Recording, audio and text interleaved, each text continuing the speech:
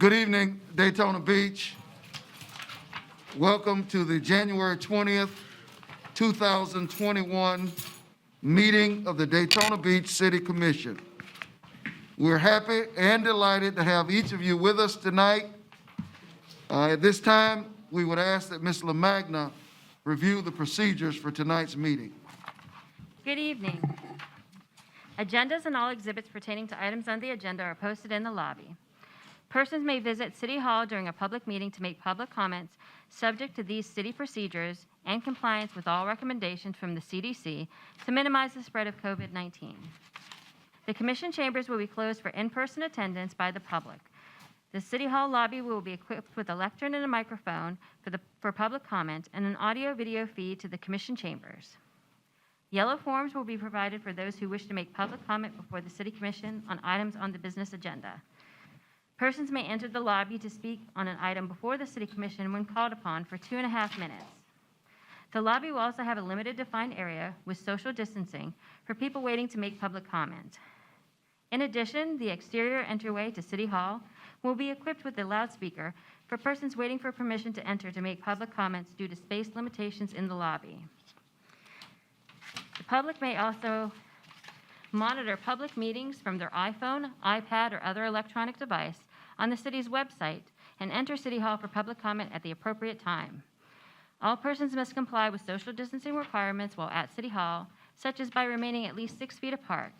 Use of facial masks is mandated to combat the spread of COVID-19. Item number 7 is your opportunity to address the City Commission concerning any item on the consent agenda. Please indicate on the yellow speaker sheet the item number of the item or items that you are addressing. Items or discussions not listed on the consent agenda will not be heard during this comment section.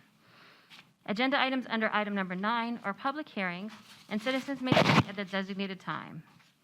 Resolutions under item number 10 are also open for public comment, and citizens may speak at the designated time. All citizens completing a yellow form will be allowed to speak for 2.5 minutes. When you approach the lectern, please speak clearly into the microphone and give your full name and address.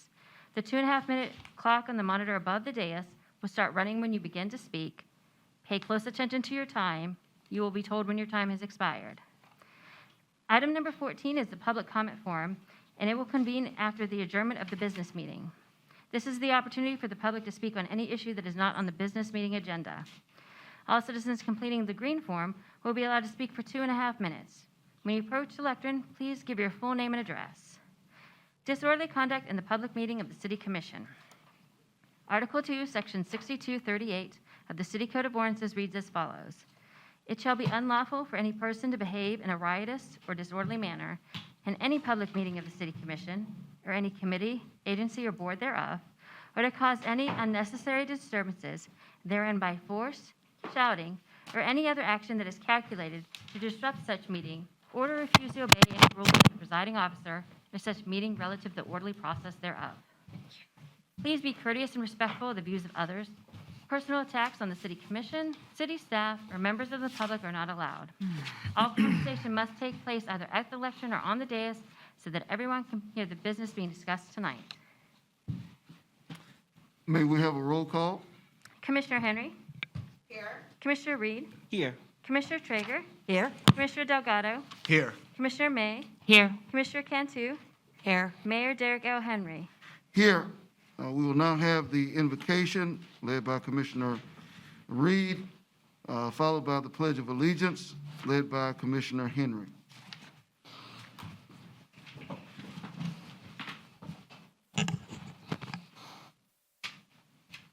Let us pray. O most gracious and high God, we thank you on this day for new leadership for our country, and we pray for unity for this country. We pray for civil minds and for understanding and for peace. We pray for our troops abroad and our defenders here in our communities, our police and our fire. And we pray, Lord, for this commission as we once again gather together to make decisions on behalf of this city. Let us be unified, let us be on one accord, and let us be mindful of those that we serve. And Lord, we ask that you would bless this city, bless the families that are here, and bless those who come to visit.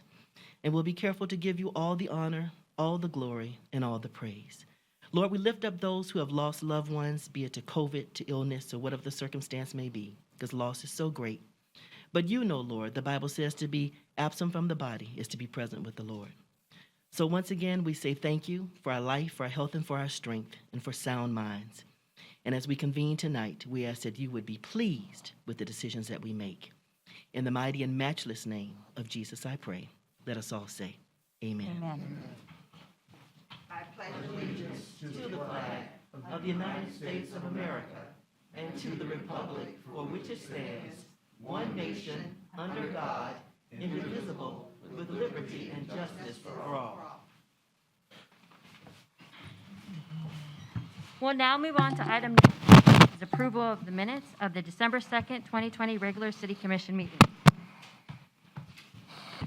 So moved. Second. Motion from Commissioner Reed and a second from Commissioner Traeger. If there are no questions or comments, all those in favor, let it be noted by saying aye. Aye. Those in opposition, same sign. This motion carries 7-0. We'll now move on to our agenda approval. If there are any changes, our city manager will address them at this time. No changes, Mr. Mayor. No changes, we'll entertain a motion for approval of the agenda. So moved. Second. Take a motion from Commissioner Traeger and a second from Commissioner Delgado. All those in favor, let it be noted by saying aye. Aye. Those in opposition, the same sign. This motion carries 7-0. Okay. We'll now move on to item number 6, which is our presentation. It's the Development Administrative Services Planning Division, the Hunt House Historic Preservation Award.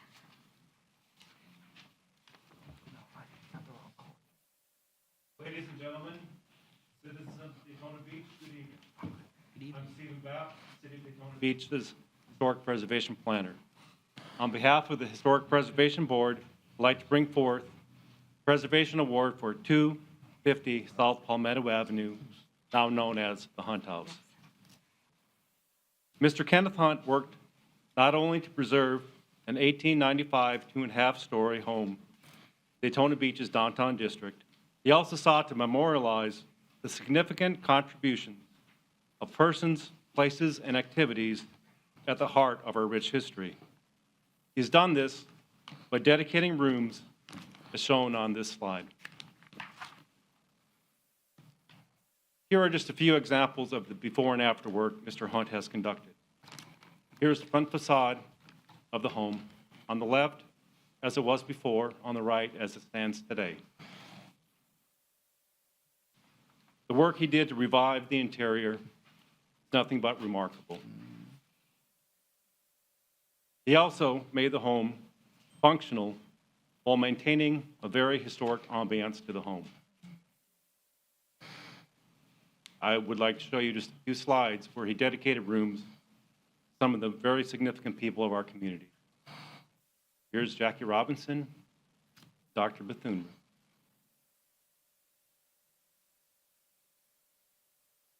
He also dedicated rooms to other significant people, such as John D. Rockefeller and the Root family of the Coca-Cola fame. He also dedicated rooms to activities such as the important role of women in World War II and the important role aviation has had in the Daytona Beach community. Mr. Hunt went to remarkable lengths not only to preserve a century-old dilapidated building in our downtown community, but he also brought forth an awareness of our history and brought it to the forefront for all to see. In light of this, the Historic Preservation Board unanimously approved this Historic Preservation Award and request a presentation of this award to Mr. Hunt. Thank you very much.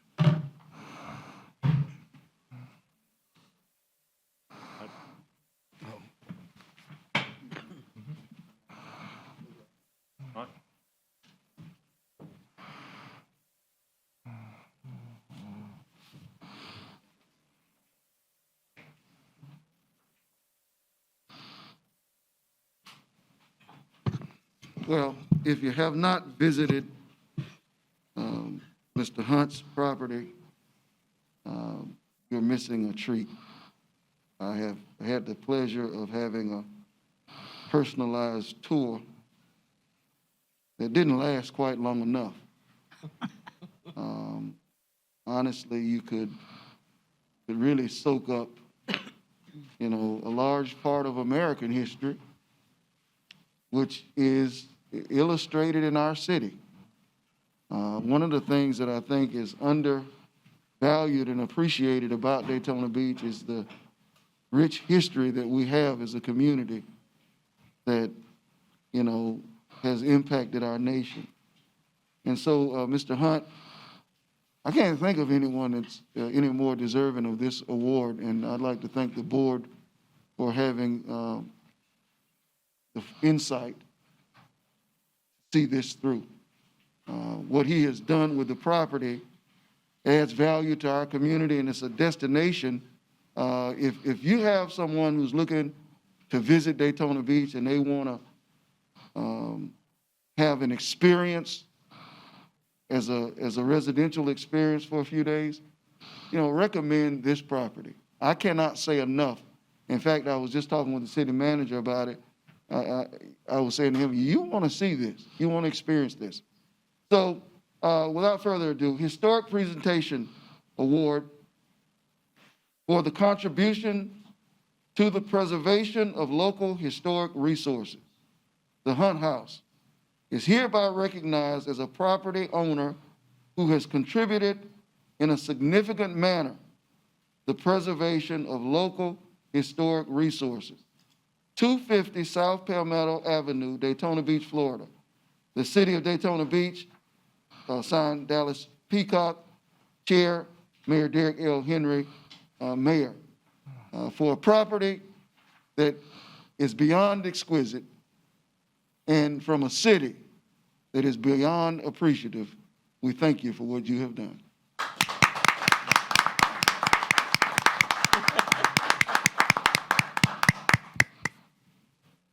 Yay, Ken.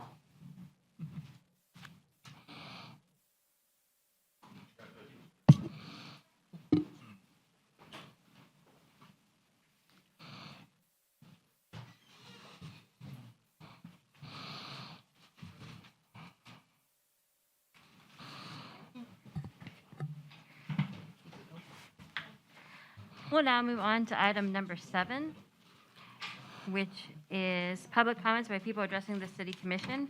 This is for anyone that would like to address an item on the consent agenda. I have one speaker. It's Mr. John Nicholson.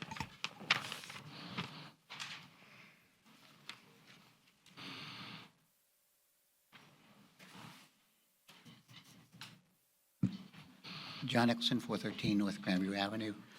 2 items. 1A, which I addressed before, the county council has opened their auditorium to the public. The school board has opened their auditorium to the public. When will the city of Daytona Beach open our auditorium to the public? We can keep social distancing just like the school board, just like the county. There are about little over a dozen people outside. They could easily fit in this auditorium at 6 feet apart. Secondly, another item is the renovation of the bathrooms at the Peabody.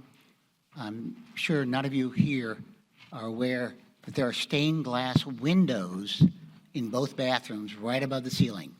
They were covered like 40 years ago during a past renovation. I'm asking you that if they're still viable, those stained glass windows would enhance the Peabody tremendously. So if we can look at the renovation with the eye of historic preservation, and if we can save those stained glass windows, I'm asking you to save the windows or the ceiling stained glass in the Peabody. Thank you. That was my only speaker for the consent agenda. All right. Entertain a motion to approve the consent agenda. Second. We'll take a motion from Commissioner May and a second from Commissioner Reed. All those in favor, let it be noted by saying aye. Aye. Those who are opposed, same sign. Motion carries 7-0. Okay. We'll now move on to item number 9, which is our public hearing. Item number 9A is Development and Administrative Services Planning Division, Land Development Code Text Amendment, Furniture and Appliance Store Use. This is an ordinance on first reading public hearing.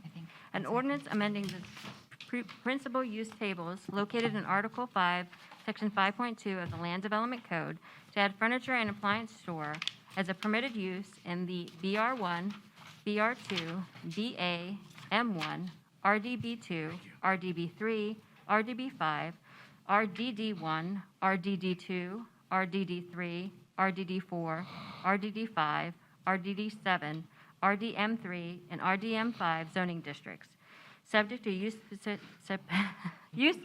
standards, repealing all ordinances or parts of ordinances in conflict herewith, and providing an effective date. So moved. We have a motion, and I'm not sure. I'll second it. Okay, we'll take the second. I think Commissioner Henry was the motion, and we'll take a second from Commissioner Delgado. Okay. And I do have a speaker for this item, Mr. Mayor, Mr. Brad Gifford. Okay.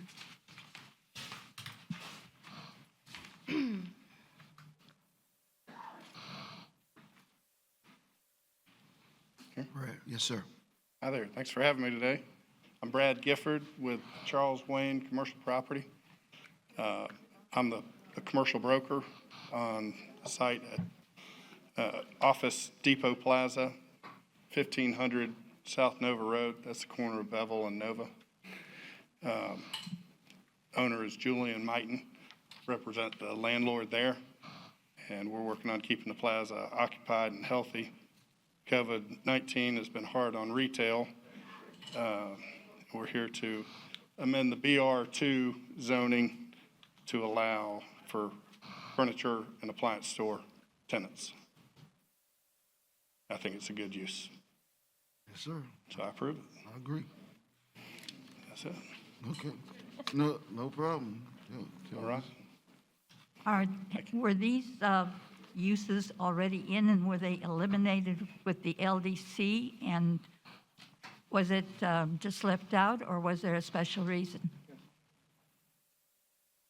Mayor, Jim Morris, Deputy Planning Director, City Manager. In respect to the uses, it lists retail sales, but for whatever reason excludes furniture sales. And as a practical matter, this is a shopping center where you would reasonably expect furniture sales. Office Depot is in the same area. It sells office furniture. It was an exclusion or a limitation in the code that didn't make any sense from the perspective of what's permitted or not permitted. It's simply another form of retail sale. So the amendment is to clarify the fact to allow retail sale of furniture as well as other things that are for retail sales. I think it's an adjustment that's necessary, but it isn't something that opens the door to a use or an activity that would be harmful to the center, nor is there any reason that we could think of practically to prohibit it, but the code didn't allow it. Thank you. Yes, ma'am. Yeah, it just makes sense to me. I don't know of a reason that this wouldn't be allowed. So, yeah, thank you. Next time, would it be possible to make the maps a little clearer? I had a little trouble reading some of the streets on some of the other ones to try to figure out where it was. We'll try to make them clear. Yes, ma'am. Thank you. Okay. All right. We have a motion and a second. Any other comments, Ms. Traeger? No? No? All right, we have a motion and a second. All those in favor, let it be noted by saying aye. Aye. Those opposed, same sign. This motion carries 7-0. The second public hearing is set for February 3rd. Okay, moving on to item number D, which is our item number 10, which is our administrative items. Item number 10A is the Development and Administrative Services Department Bike Week 2021 Private Property Master Plan. This is a resolution. A resolution approving the Bike Week 2021 Master Plan for outside activities on private property, authorizing outside activities during Bike Week 2021 on private property located on Main Street, Halifax Avenue, Fairview Avenue, Beach Street, Dr. Mary McLeod Bethune Boulevard, Martin Luther King Boulevard, Fulton Street, Weaver Street, McLeod Street, Walnut Street, and Oak Street pursuant to Land Development Code Section 5.4.C.11 and the Master Plan guidelines for Bike Week and Biketoberfest as most recently amended, establishing conditions and providing an effective date. So moved. Second. All right, we have a motion from Commissioner May and a second from Commissioner Delgado, and we have a litany of speakers. We have a number of speakers. I do have Phil Maroney here on behalf of the Bike Week Task Force. Before you start the comments, there's some items that need your particular attention. There were applications included with the request relating to inflatable signs. Inflatable signs are permitted on the ground. We have 2 requests that were presented to have inflatable signs on the roof. The committee allowed that should happen, providing they're properly attached and have a building permit. It's occurred before without permits, and we've talked to the folks that have them and say, listen, you need to include it and bring it in, but it's noted as something that requires special approval by the city commission in respect to those 2 items. The other items that are before you are already recommended for approval, as they normally would be. And as it relates to SAMA and over in Mary McLeod Bethune, 2 churches that previously have done parking without business permits have applied for the permits, but they didn't understand they needed to apply to be part of the plan. So they would like to be included in the plan. This is on the 2nd Avenue, Mary McLeod Bethune Boulevard side. They are obtaining their business licenses, and they're actually doing what they should have been doing. It was just a misunderstanding on their part. There's no objection to allowing it. In fact, it's a good idea to do it. But that is something that may not be as clearly defined in the plan you're approving as it could be. If you would approve those things, that also would be appreciated. That's all the comments I have, unless you have questions. I'd like to know what 2 churches. Ma'am? I'd like to know what 2 churches. Certainly. It is Triumph Church and Kingdom of God in Christ, 221 North Martin Luther King, and New Mount Zion Missionary Baptist at 515 Dr. Mary McLeod. I'm not familiar with Zion, with Triumph. Mr. Morris, are those part of the applications in the master plan, or do we need to add those? So they're requesting to be added. They were part of SAMA's festival list of properties on Bike Week 2021 for private property, but they're requesting to be approved for parking as in previous years with their business license. And we do, as a matter of right, apply, or rather issue business license for parking as a principal use. Just a little bit of a dee and haw, if you will, of the plan process for the Bike Week master plan stuff. Assuming no objection to including those on the final motion, they will be included in a revised resolution. I can ask a question, sir. So today I received an email, which I sent to Mr. Chisholm, I'm not sure if he saw it yet, and it referred to a business that wanted to be included. Is it too late at this point? I don't know about the email, so I'd have to read it and see. I don't know what the question is. So if we move beyond this evening, could people still apply to be No, ma'am. included? No. Okay. Not ordinarily. We have a cutoff time for submission to the Bike Week Master Plan Committee, which is comprised of folks involved in the activity to review, chamber to comment, and also review the parts of the plan. So someone that didn't apply timely ordinarily isn't included. We have 2 things here that have occurred. These churches previously have participated. There was misunderstanding. Inflatables have previously occurred Sure. without the proper permits, and they're trying to rationalize that part of And it. so maybe I'll wait till we move further along to ask a question about businesses who at this point are new in the area and have to the process, if they could do something temporary, if there's a temporary permit we offer, anything like that. If you don't mind, and you have the email, I'll read it and wait till you bring me up. Super. All right. I was just curious, that's all. The manager has a Question, was the property previously included in the master plan for approval? I don't know. Do we know that? I need to see the email, and I can try to answer the question with an opportunity to look at it. Yeah, it's in May, wasn't it? We've had this before, Mayor, when we had We let it somebody in. that, when property changed hands and the information didn't change hands and they were allowed to participate. Yeah. And If that's the case, then you might want to conditionally authorize that in the event that they had previously been included. I don't want to cause any issues or disrupt anything that's moving along nicely. It's on 2nd Avenue, and so my thinking is the more that we can include, the better off for those businesses. But again, just keep going. Hopefully they can look at it. I would, is it open yet? They would like to have an outdoor, right now they're trying to do a permit for an outdoor cafe, and they're just hoping they can get, maybe you're aware of it? Right. And I would be in agreement with that. But we have to, staff somehow has to. have Just didn't want to, Final say, yeah, subject to staff approval. okay. That would need, And it may be something that's permitted by their zoning if they decide to get open. I just don't know what the questions are. I just didn't want to overlook it and then the case is let's closed. go ahead and, if it's agreeable, approve them, subject to staff, and give staff the authority to give them the final approval. Is that We're speaking of the same. reasonable, Mr. Jagger? Yes, sir. What was the name of the entity or It's- business? it's- I'll send an email address. to you. It's an address. 555, it's the same place. Yeah. I see what you did. One week. I just Yeah. need I need a reference for the record tonight, too. Do you have it, Address sir? or name. 555, is that right, Mayor? I think it's 555. I can What look was it it up. previously? And they've done an amazing job of working it. Is that the one we were talking about? That's the one we're talking about. Commissioner They May, were. do you know what it was? 536 MMB. Is that the only address? I'm just double checking, sir. Mhm. I'll check the email. But you're pretty sure that they've used it in the past for a space. What was We'll certainly previously, pick it up. Mr. Mayor? I don't know what. Try and find if there's a second address. 536 MMB Yes, sir. is the All right. address. And that'll be subject to staff confirmation of compliance with the master plan guidelines. Correct. Yes. Very good. Thank you, Mayor. Okay, thank you. All right, we have a motion, and now we have Mr. Maroney. Nice to see you, sir. Nice to see you all, at least the top half of you anyhow. Yes. Thank you very much, Mayor, Commissioner, City Manager, for the opportunity to come and speak before you this evening. My name is Philip Maroney. I'm chairman of the Bike Week Festival Task Force. We're at 126 East Orange Avenue, Daytona Beach, Florida. I just am here today, as you know, we've submitted to present our Bike Week Festival Task Force Master Plan for 2021. It's our 80th anniversary of the event. We're pretty excited about that and looking forward to a good event for everyone. The master plan is a culmination of a significant amount of work by a number of people. We worked hard to provide a balanced effort for a plan that takes into account the needs of the residents, guests, and businesses with a little bit extra emphasis this year, as you can imagine, on the safety aspect of things. I want to take a moment and just thank the members of the Bike Week Festival Task Force for their work on this. That included area residents as well as businesses.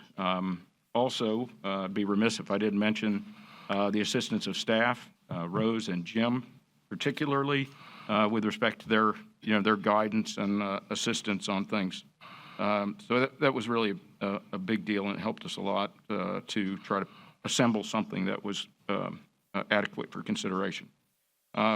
Given the challenges of the COVID and the economic needs of the citizens who rely on Bike Week, we appreciate the challenge before the commission on something like this at a time like this, and really do wish to let you know that what we can do to cooperate and assist, we're certainly prepared. So you have before you the master plan that we've submitted, and I'd be happy to try to address questions if any come up. And I didn't know if I should wait outside in case, or how that works.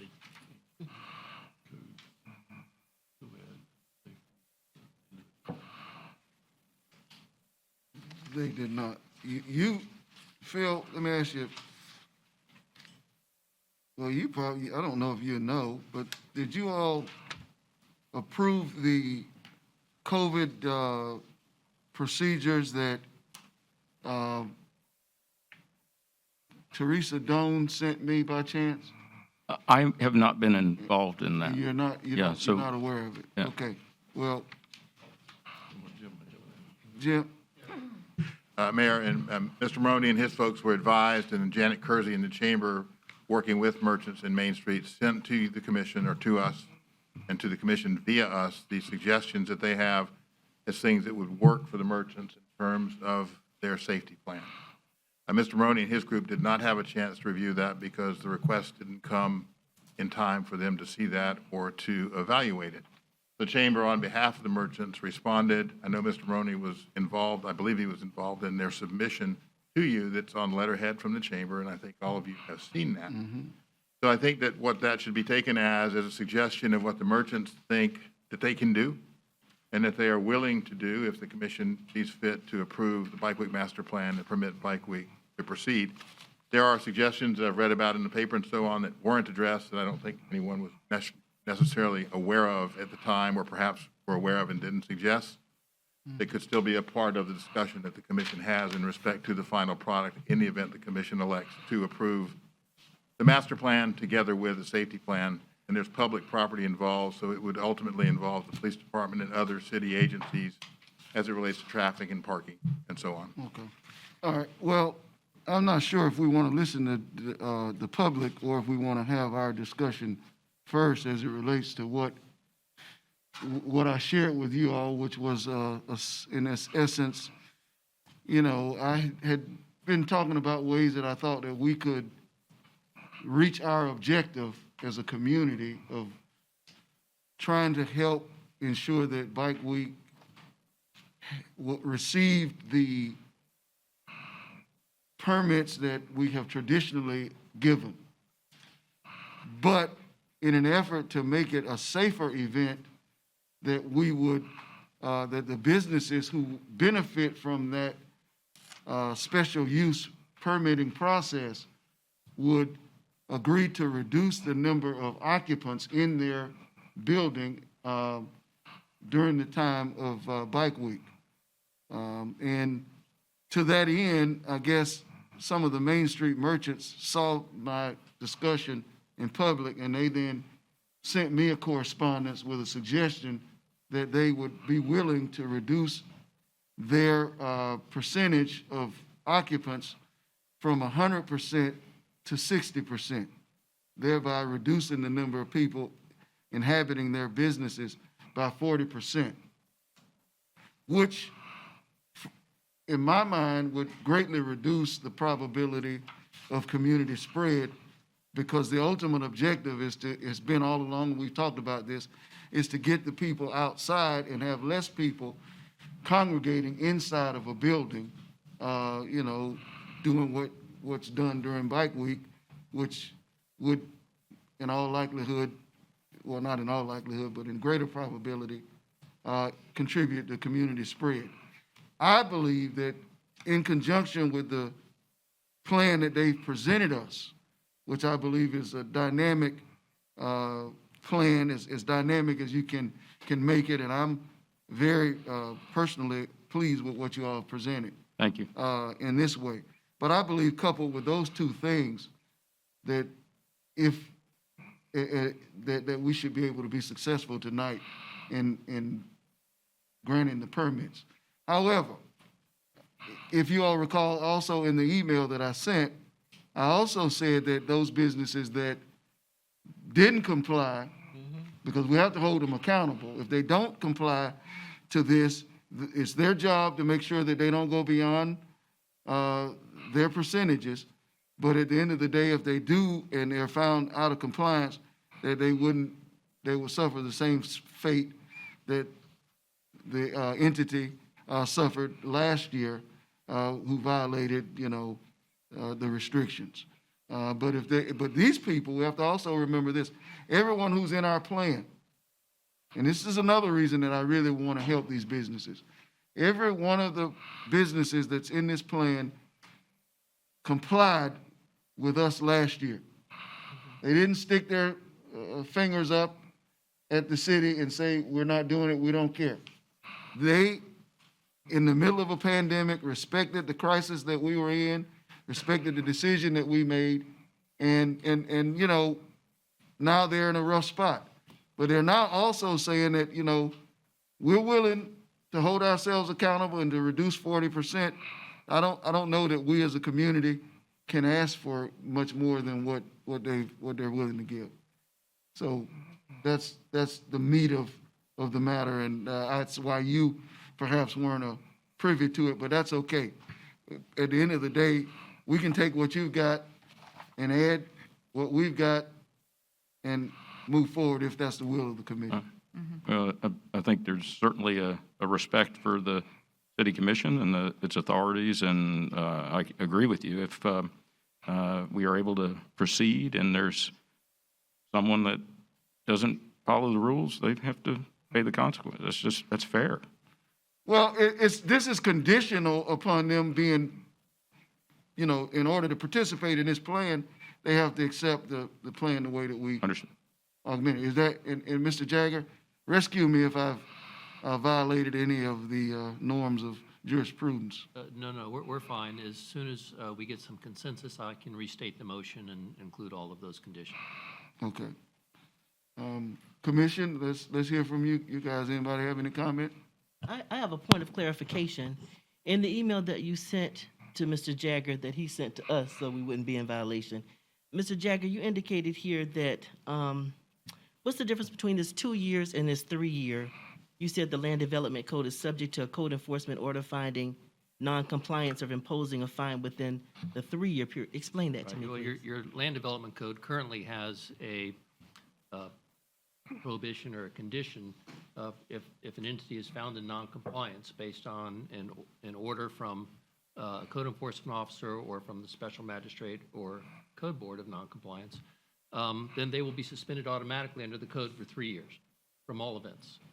So that's slightly different from what the mayor was proposing, but your code already has a penalty provision, and frankly, you couldn't vary from that by this resolution. And so my thought is, we didn't apply this to the one who didn't comply last year. We made it a 2 year thing, right? No, it should have been a 3 year. It should be a 3 year? Okay, that's what I wanted to make sure. Yeah, now, that 3 year suspension is subject to a waiver by the special magistrate upon a showing of special conditions, like the gravity of the violation or the culpability of the person who violated. So that 3 year suspension can be waived by a special magistrate. All right, thank you. All right, well, all right, do we have any other comments regarding the proposal as stated? Well, this has been a very, very difficult decision for me because I'm kind of on both sides. I understand the merchants needing to get money for their employees and everything. And yet I have also gotten a bunch of emails and phone calls from residents of the city who are concerned about their health, especially with Florida being right now in the red zone. I know that when we kind of suspended it for Biketoberfest, we all thought probably by this time everything would be under control and we could have it wonderfully. However, this variant that's going around is more contagious than even last year. And there are a number of residents in the city that are very concerned with their health, with people coming in from other areas that might be even more in the red zone than we are, and staying and leaving, and are people getting sick? Another thing is a lot of the bikers, they will respect our rules. Unfortunately, a lot of them will not. I don't know how we can police some of them even in vacant lots and things and outside, 6 feet apart, wearing masks. That's going to be very difficult. I feel for the vendors and for the property owners because we also are in the same boat. We've had to close our businesses because of the pandemic. I am also worried that I feel that our responsibility is to our residents of the city. And although I know a lot of the vendors or the property owners will do some will get money, and it is an economic thing, but economic difficulties most often can be overcome. Unfortunately, if you die, you ain't coming back. And I am very sorry about those that we have lost already, 401,000 plus, and this is in a year's time. This is more than we lost in World War II, which was about a 4-year period. Like I said, I feel a responsibility to the residents of Daytona Beach, especially with health-wise, and I'm very, very worried about this. I know that we thought that by bike, from last Biketoberfest that we were doing the right thing and that it would be finished by this time. But even if a lot of people got vaccinated here, I do not think they would have the immunity built up by that time. And I know a lot of people have not gotten their vaccination that had wanted to. So I'm very concerned. I'm very conflicted about this. Like I said, I've had calls and emails, and they're just about 50-50. Okay.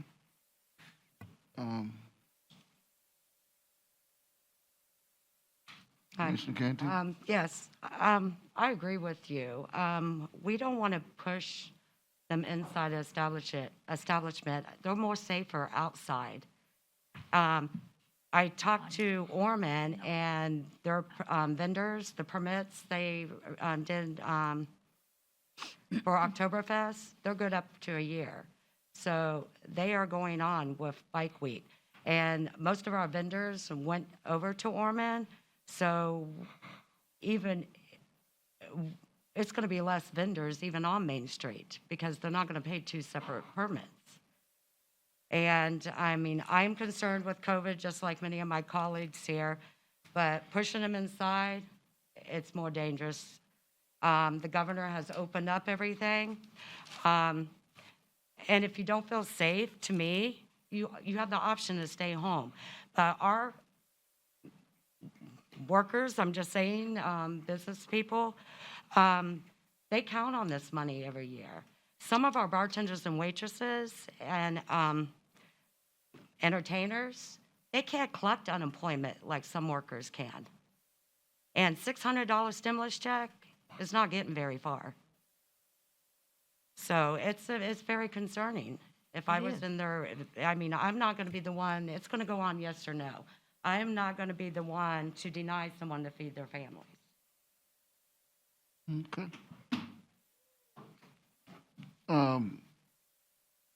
Okay. Well, And, I think you know- that what we have to remember is, and Commissioner Cantu stated this, if we want them outside, they've agreed to reduce the numbers inside, and that is what we're trying now. If we deny the permits, then they're going to be packed inside like sardines, and there's still going to be some outside. I agree with you. So that's, it's a compromise, is the way that I look at it, and it's a fair and prudent compromise, and that's the nature of a difficult decision. Commissioner Henry? Mr. Mayor, I'm going to be supporting this tonight. I agree with Stacy. I've gotten tons of calls and tons of emails, as I know all of you have as well. But I've gotten tons of calls from the waiters and the waitresses themselves, and I've gotten tons of calls from the front desk workers at these hotels, and they're struggling. And I think we can say, well, you'll be fine, you'll be okay, but you can't look at your situation when your income is going on and steadily moving forward and look at others and say, I'm okay, so, do the best you can with what you got. I think now is the time that the governor's already opened the state. It's open. Did I want the state open as wide open? I absolutely did not. But the people are coming. They're going to be here. If we can find a healthy way to get the people outside, and if the businesses are willing to compromise and say we'll take 60%, I think this is something that we should support, because it's not just taking money away from the actual business, it's taking money away from the lowest income earners in our community. And so I'm not going to say very much more, but I'm going to be supporting this tonight.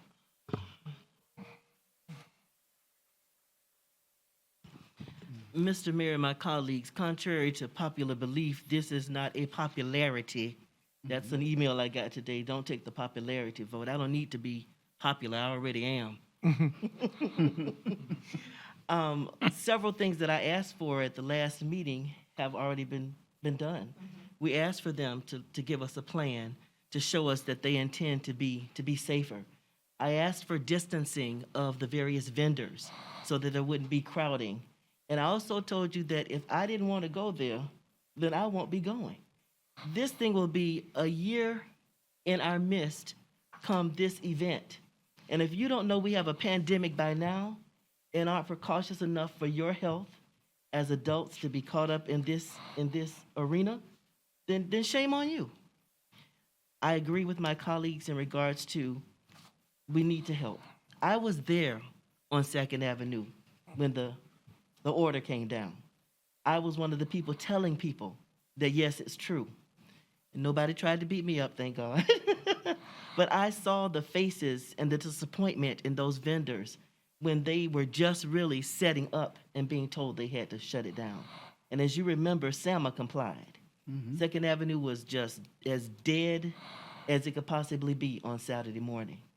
And I know that SAMA has suffered greatly. They've still paid their fees, and they had to pay some of those vendors back the monies that they had just received. And I know people are suffering. My greatest concern was safety. And I think that the business owners have done what we've asked. What more can we ask of them than to try to be as safe as possible in sharing their venues with these individuals? I too will be supporting this evening. I think hearing the numbers put in contrast to the fatalities in war, really, it's kind of a sobering realization. I hadn't really thought of it in those terms, but that's sobering. I'm struggling with how, fast forward, I think that we're going to end up supporting it tonight. I would vote at the end. I think I'm going to end up voting to support it. But I'm trying to justify in my mind why today is different than the last time we visited this, because the numbers aren't different. The data is not really different. I think to me the difference is that the vaccine is not really a deal breaker to me. I think the major issue is that personal responsibility has, a year later, people know now and are much more educated about what they can and can't do. So I think to me that's how I can in my mind say the vote today is different than the vote was a year ago, that there is more education and people are more aware of and have already had a year to live in this world and decide what personal responsibility they want to undertake. My concern has, it's not so much, there are people though who can't make that choice for themselves. The people who have to, the first responders, the people at the hospitals who treat the people who get sick. There are people who will have the consequences of someone else's decision thrust upon them. So not everyone is making a perfectly individual decision. There are consequences as a whole, and that's where we as the government have to be involved. But I think now we've had enough time for people to make a much more informed decision, and hopefully no one will feel, pressured to do something that they don't want to do as far as an employee or something like that. But the reality is the economic pressures are so severe that for some people it's an illusory choice. They're going to go and work even if it risks exposure. I think what this is also highlighted, and it's a topic I think we need to discuss, and we'll probably be discussing for years, is the danger of our economy relying so heavily on an isolated event like this. We've seen whole industries that are destroyed or that are collapsing because of COVID. And in a year, Hollywood is going to have to completely revamp businesses. I think the legal system's probably gotten 10 or 15 years of modernization in a year. I don't think very few businesses will be the same going forward. But I think this is a good time for us to start having the discussion. I'm going to ultimately, I think, vote again today to go ahead and I'm going to reverse what I did last time and vote in favor of it. But I think it's important for people to think about, is this a sustainable model? Or do we need to start thinking of transitions and halfway measures so that we're not so dependent on these events? Not to say that I think there'll be a new super flu every year, but it just highlights the precariousness and the unsustainability of some of these business models. And, then I think that that's something that we're all aware of, and I think it's been in the back of our minds, but I think this brings it to the forefront. So hopefully, business owners have had some ideas and some time to start thinking of other alternatives. And I think that needs to be a discussion we have going forward is, what is this the direction we want our city to go in? Do we want to continue to be so heavily dependent on that, or do we want to have a 365-day-a-year economy in these areas? And I would rather have a 365-day-a-year economy and have the income spread out over the year and people be able to make a sustainable living throughout the year as opposed to these pop-up events. Because when you have pop-up events, you do have people who travel down to do it. Not everyone who's going to make money at these events is a Daytona resident or is here all the time. I mean, that's just a reality of it. So I think that's something that has to be part of our discussion going forward is just, what does this tell us about this model? But, I think the writing's on the wall that the overall people don't want to continue to be kind of shut down by this, and I think that they've made admirable efforts to come up with as safe a plan as possible. No one really knows exactly what to do to protect everybody, and no plan is going to be perfect. But certainly shows a very good faith effort, and a lot of great work was done to make it as safe as possible. So I was impressed with that effort, and I certainly appreciate the steps that were made. And it isn't what changed my mind. I think what's just changed my mind is the passage of time and there's a certain amount of risk that we're all going to have to live with, and this just may be part of the risk analysis forevermore. So, thank you, Mr. Mayor. Mm-hmm. Well, before we get to Commissioner May, to answer your question, a lot has changed, and the reality is that it's gotten worse, and we know that. But I think you answered your own question in the duality, there's a duality to this. Part of it is that, yes, it has gotten worse, but yes, we do know more. We know more, and it's different this time in that this time, there is a compromise. The businesses are compromising some of what the governor wouldn't mandate. So we are asking for more than they would have to give by asking them or demanding that if you want this, that you got to give up some of your population inside. And I actually think that this is a better decision than just leaving it to run itself. It's better for the businesses. They'll make more money because they have the vending, and it's better for us from a health and public safety standpoint because I think that we'll have less inclination for greater spread. I hate that government has to be involved in this way, but it's where we are. Commissioner May? There are just times when you should not say anything and let things move forward. So I think I'm at that space. I think we've kind of come to I'm going to add just a very, very minor thing. I had the privilege of running into some ministers in the Midtown area, and I feel as though people seem to think it's just about business, and I want them to know that I think all of us have taken a moment to speak to employees, to the people at the front desk, to people in the Midtown community. To me, I took an opportunity to speak to the Black ministers, and I asked them, what do you want? My favorite question, what do you want? And the response was, we want this to move forward. On top of that, we have some communication from some of the minority business owners in the area, and they want us to move forward too.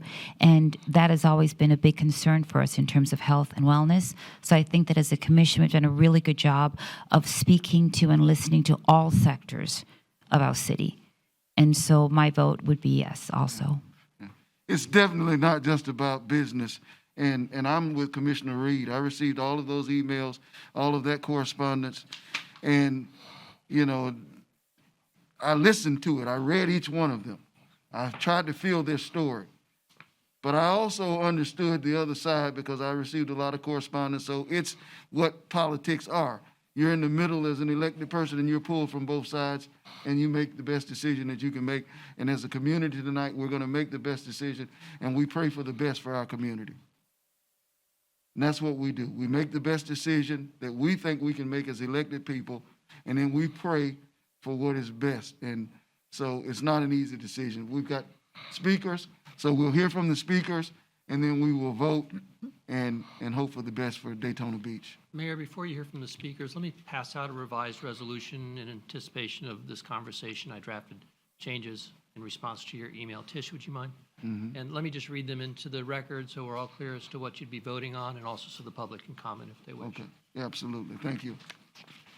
So the changes from the previously provided resolution are as follows, and skipping toward the end, Section 3L. In order to protect the public health and safety and mitigate the spread of COVID-19 at all times while the outside activities permitted here and are occurring, permittees shall comply with the relative safety plans incorporated in the master plan. And that safety plan is site by site, although I think they're all identical. It's essentially the spacing requirements and the sanitizer requirements and the mask requirements. And further, ensure that the indoor area of the business premises where the outside activities are authorized will not exceed, and I've heard said 60% of its occupancy load as established by the Daytona Beach Fire Department in accordance with the Florida Fire Prevention Code, and I get that reference from the fire chief for occupancy limits. Okay. In addition, there is a finding of fact that the outside activities that are permitted more than offset the loss of business due to the occupancy limits. So unless you've got any further questions, I would request that the motion incorporate those changes. Mr. Jagger, so we'd be voting that we make that finding of fact? Yes. Okay.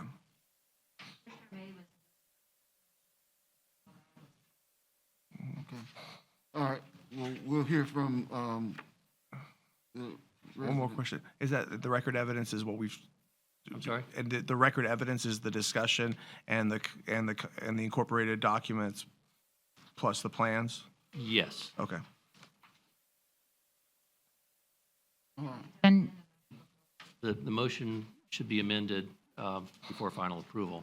does, We'll need to take public Let's do comment, that obviously. now. does this include the business we spoke about earlier, Mr. Mayor? The business on MMB, it includes that business Yes, we'll also? include the three Okay. additional businesses. as well. Super. You need to amend your motion.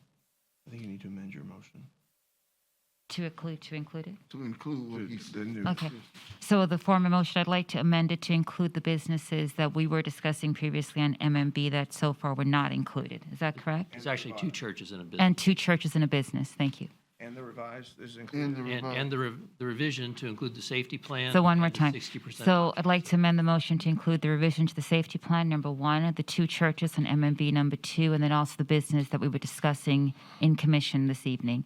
It's the cafe business, correct? And I'll amend my second to support that motion. All right. Thank you very much.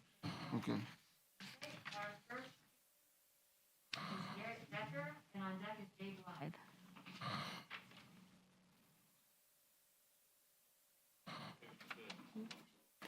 They can't hear you. I'm sorry. My first speaker is Garrett Decker, and on deck is Jay Blythe.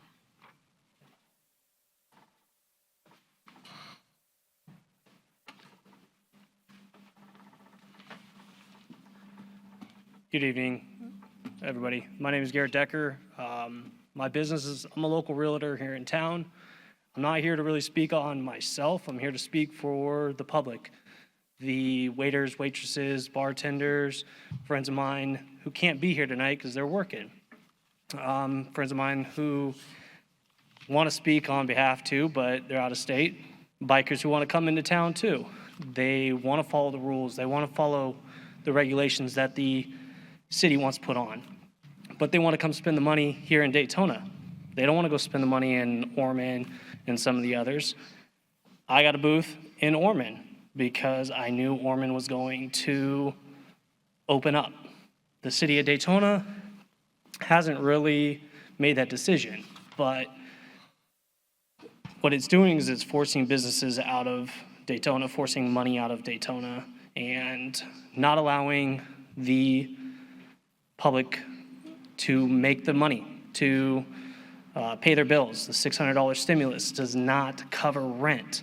Landlords aren't able to accept money. They're not able to pay their bills that they would have paid by having the rent paid. And the people are going to come down. So let them come down and spend the money in Daytona. Let them come down and spend the money. The people who don't want to come down are the people that are worried about their health. If they're worried about their health, they're not coming. That's their choice to come and put themselves at risk. The public who are going to show up are going to follow the rules. They're going to take the precautions. They're going to wear the masks.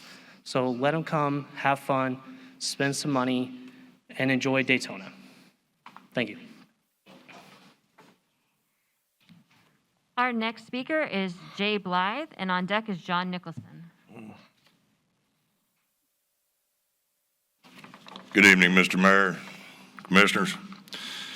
My name is Jay Blythe. I work down on Main Street. I'm an entertainer. What I have to say is they are coming, okay? Whether you choose to believe it or not, the word is out and they are coming, and they are coming in numbers. And it's because it's the 80th year. They've been here for 79 years. They're coming back for the 80th, but they are coming. Last Oktoberfest, you said no, but they came. Now, granted, it was a lighter crowd, but Ormond had all the permits and vendors and everything else. But here's the thing that we saw. They're up there, but they rode to Main Street. They came to Main Street anyway, whether they had it up there or not. And so, you know, for those that are concerned about COVID and everything else, once again, I guess I would say, if you're scared, stay home. If you're not, come on out. If you're scared, wear a mask. If you're not, come on out. You know, speaking of the vendors, I really don't care if they're on Main Street or not, to be honest with you. Reason being is the vendors come in, they make their money, and they leave town. And they take all the money that they made with them. We're here on Main Street. We're here every day fighting for what we got. And we pay our taxes. We're voting people. We are tax-paying citizens. And we want this money to come in so we can give back to the city. We'll pay our taxes so we can include the communities and stuff. Make Main Street what it once was. You know, let the hardworking, voting, tax-paying businesses that, let's mention a few, Dirty Harry's, the people that have outside stages and bands and everything. That's what Bike Week is. That's what we want. We just want to go back to the way it was. And I understand it's a new world that we're living in. I get it. But you know what? We can all make money. If we can all make money, Ms. Traeger, I have something to ask you, ma'am. I heard you speak about revenue and how bad it is that we're losing it. Let me ask you something, ma'am. Is your rent paid for the month? Is what? Is your rent paid this month? I own my house. You do? Well, congratulations. Not all of us can have that luxury. Well, I rent, and my rent is not paid this month. So I just want to let you know, it's the little people that if you say no, it's the little people you're killing off. That's all I have to say. Thank you for your Our next speaker is John Nicholson, and on deck is Frank Scott. Well, it's the truth. We paid our mortgage. Sometimes it wasn't. John Nicholson, 413 North Granview Avenue. I'll first address Aaron. You worried about what happened to Main Street and why it's in the condition it is? The city did that to Main Street. The city created this dependency on this event. In the 80s, in order to save driving on the beach, we gave away the beach. And then George Anderson, in order for the city to develop that area, closed Main Street approach.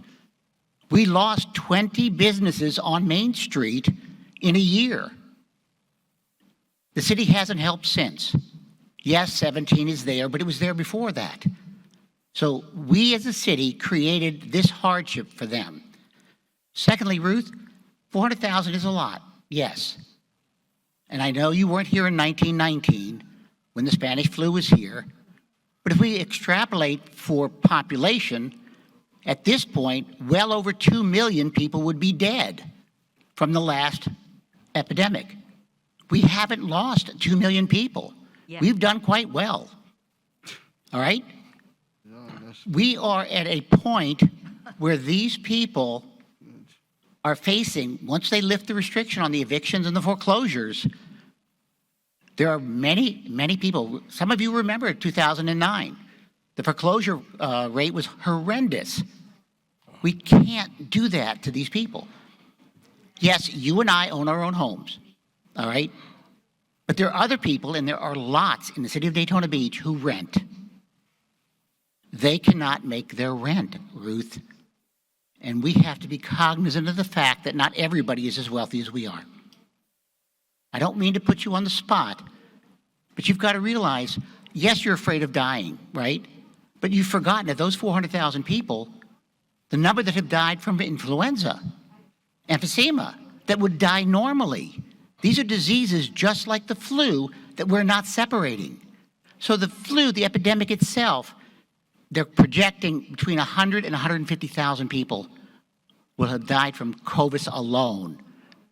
So it really isn't that large a number to have destroyed the entire city of Daytona Beach, of Beachside.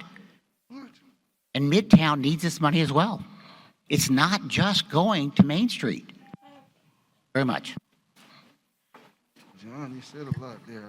Our next speaker is Frank Scott, and on deck is, I believe it's Cheryl Princey. Frank Scott, 242 South Beach Street, Daytona Beach. After listening to the commission speak tonight, it reminded me of something my father told me. If things are going well, don't open your mouth and screw it up. So I just want to thank the commission, because I know from what I've heard over the last several months, going back to October, this has been a very difficult subject. And it seems as though the commission and the mayor have really taken the time to look at every issue, from the employees, which I have a personal experience with, because we did everything we could to help the employees during the pandemic, during the shutdown. They were affected more than any other industry, especially bars were closed longer than any other industry, and many of them are just trying to recover, and they still are behind on their bills, they're behind on the rent, they're behind on their car payments. And we did what we could. My girlfriend and I sold our personal belongings online in an auction just to try to help them out. But this is not 10 days of income that will help them go on a vacation. This is 10 days that will sustain them for 3 or 4 months, feed their children, maybe get caught up on some of those past due bills. As far as public safety goes, it doesn't do any good if you don't have health insurance, if you can't afford your premiums. This will enable those employees, the frontline workers in these industries, service industry jobs, to recover from last year. And I want to thank you for the thought that you put into this tonight and over the last several months. And I want to thank you for considering all aspects of this issue, keeping it safe for the attendees and the workers, and having a lot of common sense as far as I'm concerned. So thank you. And thank you for that advice. Thank you. Okay, my next speaker is Cheryl, I'm sorry, can't read the last name. Principe, P-R-I-N-C-I-P-E. I work on a pub on Main Street called Peanut and George's. And when we had the shutdown, I lost a lot. If you shut us down to 60%, how are you going to pay to police that? We need the income. Can we cut your pay 60%? And how will you survive? We have families. I just about lost everything with the shutdown. I'm starting to rebuild.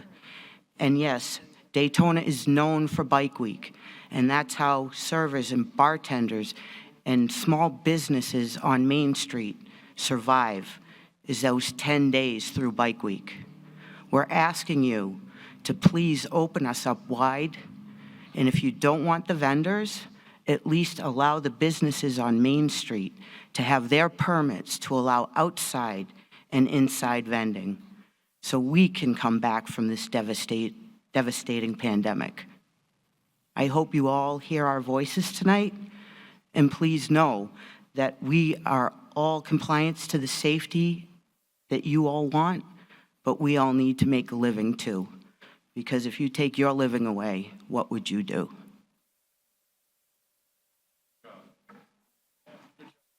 Our next speaker is Sharice Boyd, and on deck is Leah Murphy.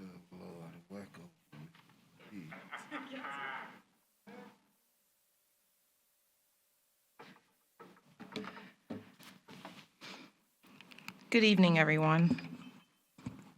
I'm just going to go through a few things. One, Of course, everyone understands what's going on with this situation and the pandemic is here, and we've been told that coronavirus will not be going anywhere anytime soon. But one of the issues many of the issues that we're facing in the city, like others have said, is brought on by the city. Unfortunately, this is the main time that the business owners will make their money, and that is partly the city's fault for not getting enough branding and marketing in here. The city's already dead. It's a blight city if you look around, and they've tried to pick it up. So this is that opportunity for people to make the money. In addition, many of the people here don't make a lot of money. Average income, I think, is what, 29, not even 29, 22,000 or something like that. So you figure if you make $22,000 a year and you haven't worked for several months, what did you make that year?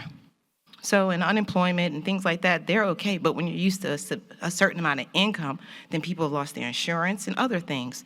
Then you also have that fact that the governor himself said to open up the state for tourism. He came here specifically and said that. He hasn't changed that. He's the governor. So if anything, following his due diligence and everyone doing what they're supposed to do here, the next thing is the people who don't come, yes, they should stay home if they feel weary or concerned that they may get sick.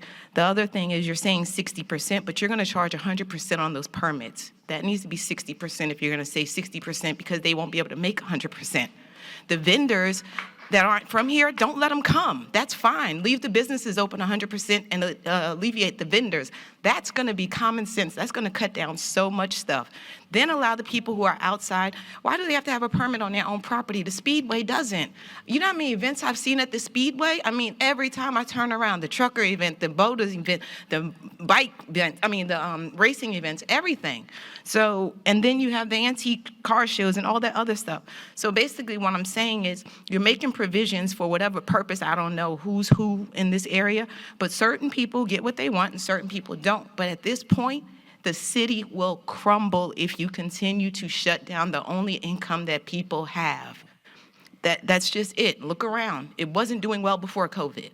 So I ask that you all think about that, be reasonable and say, here are options and here are solutions that maybe as understand that you were put there by these people and you listen to them. Thank you. Thank you.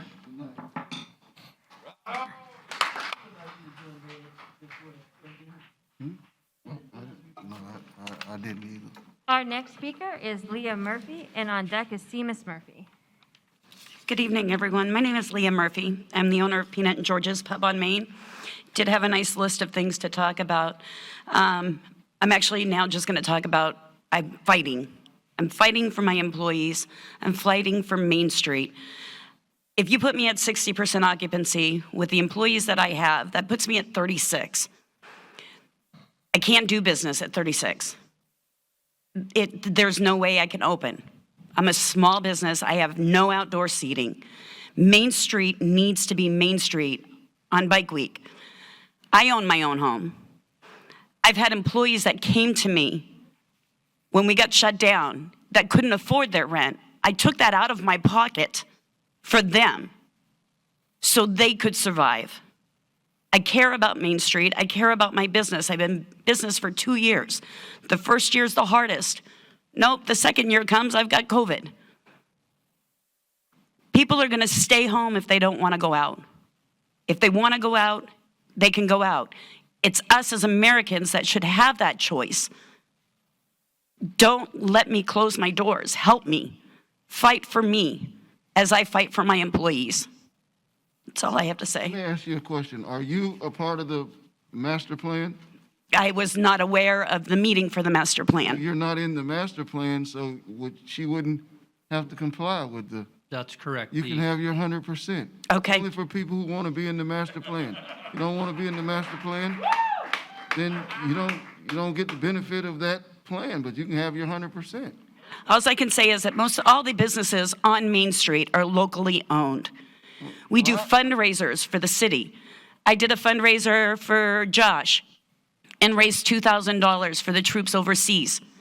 This is what we do as a community on Main Street. We help our community. Help us, help our community also. We appreciate that, but I need you to understand. I understand that, and I appreciate you saying that. Okay. I'm a little bit at ease on that one, but I'm also going to still fight for Main Street to be able to keep their permits, and have the vendors outside. Thank you, sir. Our next speaker is Seamus Murphy, and on deck is Thomas Caffrey.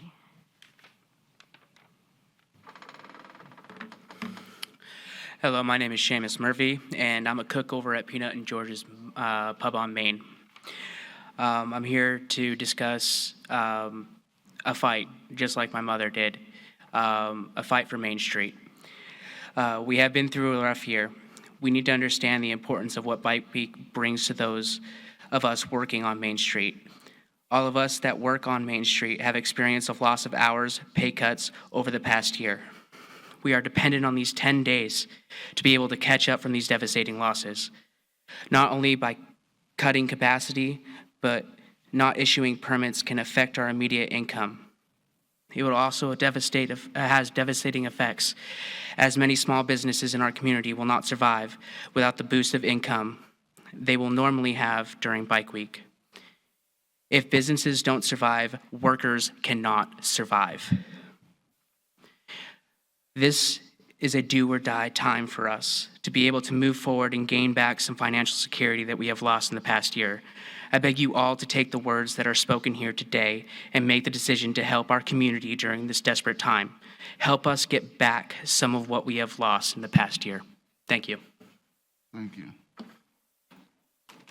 Our next speaker is Thomas Caffrey, and on deck is Daniel Bergen.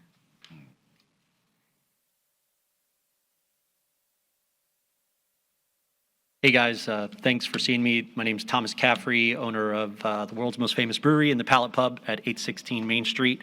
I kind of came in here ready to unload, but you guys pretty much have a thoughtful and a great, kind of mindset at this point with your new look at how the program came in front of you and what was presented.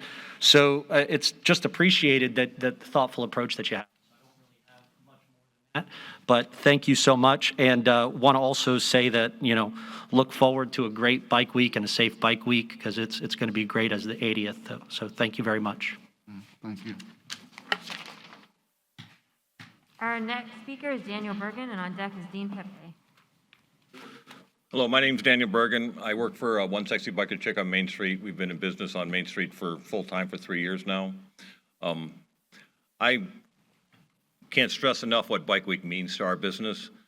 It accounts for about 40% of our yearly income, and without it, we lost last year. I mean, last year's gone, and we can never make that up, but we want to have a strong 2021, and Bike Week's the way to kick it off. Bike Week's the third oldest rally in the country. It's the 80th anniversary, and it needs to be celebrated as that. Main Street at Daytona Beach is a beautiful street, and it needs to be promoted. I think we should issue to the outdoor vendors. It brings people to Main Street. It brings the income to Main Street. And that's about all I have to say. Thank you very much for your time. Thank you. Our next speaker is Dean Pepe, and on deck is, I believe it's John DeGulo. Good evening. My name's Dean Pepe, General Counsel for Daytona Harley-Davidson, located at 510 Main Street. Destination Daytona. The Rossmeyer family, our hundreds of employees, business associates, and our entire business community and workers. I'm here tonight with some positive information as you make your decision. Real information, firsthand and local. We conducted Biketoberfest 2020 at Destination Daytona in Ormond Beach with outside entertainment, 75 outside vendors and their hundreds of employees, our regular 12 commercial tenants and their numerous employees, Destination Daytona and Daytona Harley's 200-plus employees. Thousands of customers came to our property every day, as they will for this event.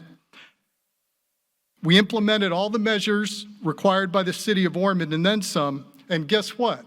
It worked. We did not experience an outbreak among our employees, vendor employees, customers. The event was smaller, but it was a success.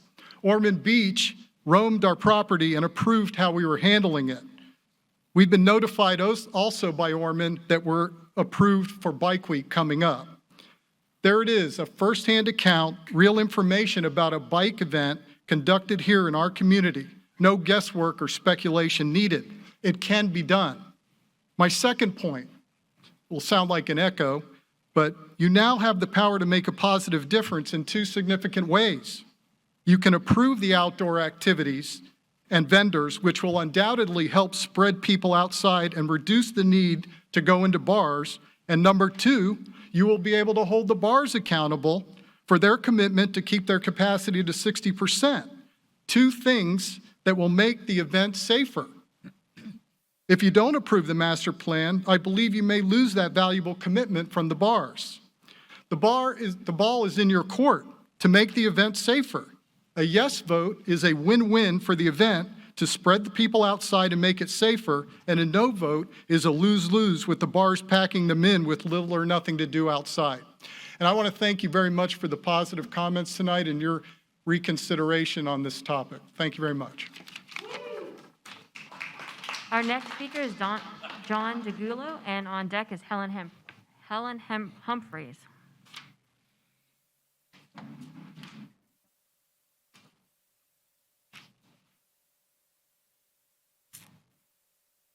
Mayor, Council, I don't want to reiterate everything you just heard tonight. I want to thank you very much for your consideration and listening to everybody who has called, emailed, and basically threw themselves at the mercy of the court.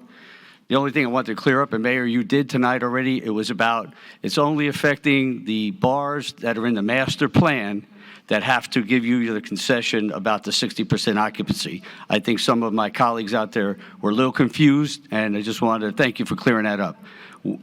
And the commission too, that it's only the people with master plans that are going to do outside vendor participation that we will reduce our occupancy to and hold it to 60%. Thank you. Thank you. And our final speaker for this item is Helen Humphreys. Hello, folks. I'm Helen Humphreys. First of all, I want to commend the people who are sitting up there. 8 o'clock at night, I had the mayor call me. I was working late, and he called and returned my phone call. I salute you, sir. And several other folks sitting up there did return my calls. I just want you to know my business has been on Main Street since 1954. So you can see I'm older than all the rest of you. A lot of you are wet behind the ears still. First of all, I want to say that outside vendors do not come and take all their money and go away. Those fellas pay hefty rents to the people that own the property. Second of all, they have to know ahead of time that the event is on, because they have to make the products that they are going to sell. I have a store. I am not going to carry all that specific for Bike Week or Biketoberfest merchandise in my store, although we do make the Bike Week coin and the Biketoberfest coin, but all across the nation, the people that collect those have already put down payments, so those things are sold whether folks come or not. Again, I've been here since, well, one other thing, since I'm 86. I have worked every day through both of these events, and because we followed the rules that Dr. Fauci gave, not one of us has become sick. So I think that if people just act sensibly, we'll have no problem with this event. So again, I salute our city commissioners for looking into this, and hopefully this wonderful event is going to happen. And I can tell you an outfall from this is after the event, we get calls from all over America, people who have come to Daytona Beach, then have an anniversary. They've been in our store, and they want us to send a bracelet or a diamond ring or whatever. So we continue to get positive results from these events. You have to get the people here and get them to see who we are and what we have. And as you know, I'm a jewelry store. So I'm all for this. And if everyone simply does their job, but a 5-foot-high sanitation thing at the front door in our store, and it says on it, "Love thy neighbor, sanitize thy hands." Thanks for listening to me. Bye-bye. Mrs. Humphrey. Ms. Humphrey, Ms. Humphrey, have her come back, please. Tell her to come back.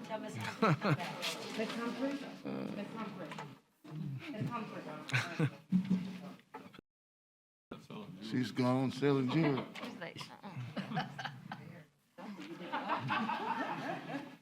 Am I going to jail?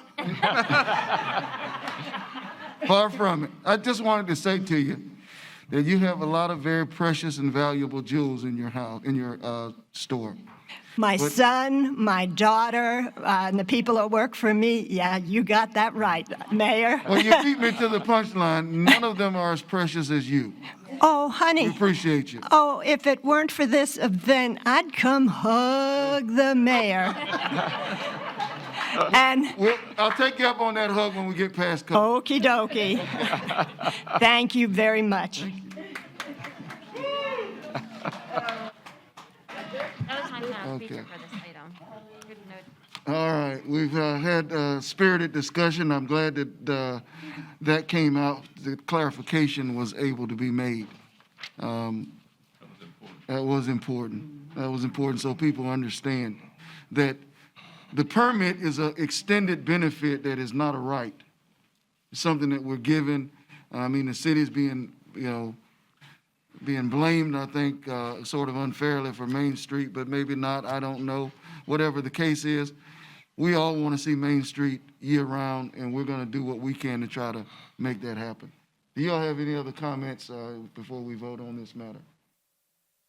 No? All right, we have a motion, we have a second. All those who are in favor, let it be noted by saying aye. Aye. All those who are opposed, same sign. No. This motion carries 6-1. Thank you very much. Thank you. Thank you, Phil. Yes, sir. Good work. Appreciate your efforts. Gotcha.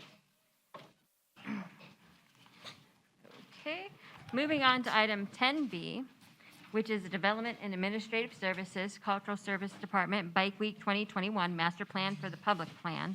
This is a resolution relating to Bike Week 2021, providing for motorcycle-only traffic and parking in various locations, suspending parking regulations in the commercial areas of the Controlled Parking District from March 5th through March 14th, 2021, in accordance with Section 218D of the City Code, authorizing the city to operate paid parking lots at various locations in the Main Street area, authorizing various activities on public property, and providing an effective date. So moved. We have a motion from Commissioner Delgado and a second from Commissioner May. Have any questions or comments? No more speakers or that I same do have group? speakers. That same pile? You can see if it's a different pile. Well, okay, They well, want they to got it right. continue to speak. Our first speaker is Garrett Decker, and on deck is Frank Scott. Oh, sir, if you can wait.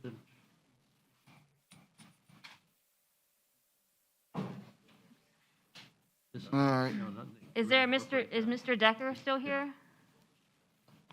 Okay, is there Mr. Frank Scott still here? Yeah. Will you speak to that? They're good? And, I'm sorry, Good. Thank you again. Thank you.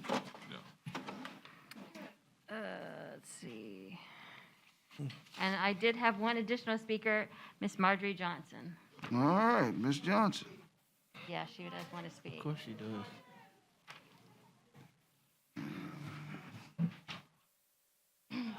Okay.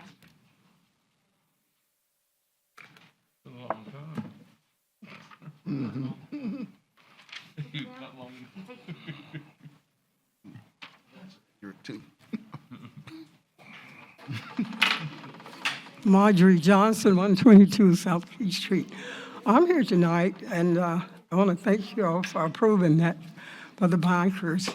Last year, they lost a lot of money over there. Port Orange and all other cities and Almond allowed the people to come in. I would like for you all to work with these people in the future and not close down any, but these people can't make any monies. This is a tourist town. So Black Week is part of the tourists that come through this city. And you never would tell the Speedway or special interest people that they can't have this and they can't have that. We want everyone in this city treated the same. That include all the vendors and the people over there on Main Street. If you go through Main Street on any given day when Black Week is not there, it's usually dead. So this is the time that they make their monies, when the bikers come into town. So I would like to see you approve the master plan and find ways to work with the Main Street vendors and visitors that come to this city. There is no excuse for you not working with them. Last year, you should have never closed these people down. I know you're concerned about the virus. A lot of people are. I'm concerned about it for myself. So, but we also must look out for those people who need jobs because, like I say, this is a tourist town. And with it being a tourist town, we must always be accessible to all of our vendors, our workers on that beach side. We need to make sure that they are taken care of. You are here to do the people's work, and when you come to work, you want to be paid. And these people have families too, whether they are visitors to this town or whether they're workers, barmaids or waiters or whatever. They need to have that money. So we want you to continue to work with these vendors on Beach Street and approve the master plan and look out for all of our residents, not just the special interests. You make sure when the Speedway need anything, they get it. And we want to make sure everyone coming into this city who is a visitor or a worker or a business person on Main Street get everything too.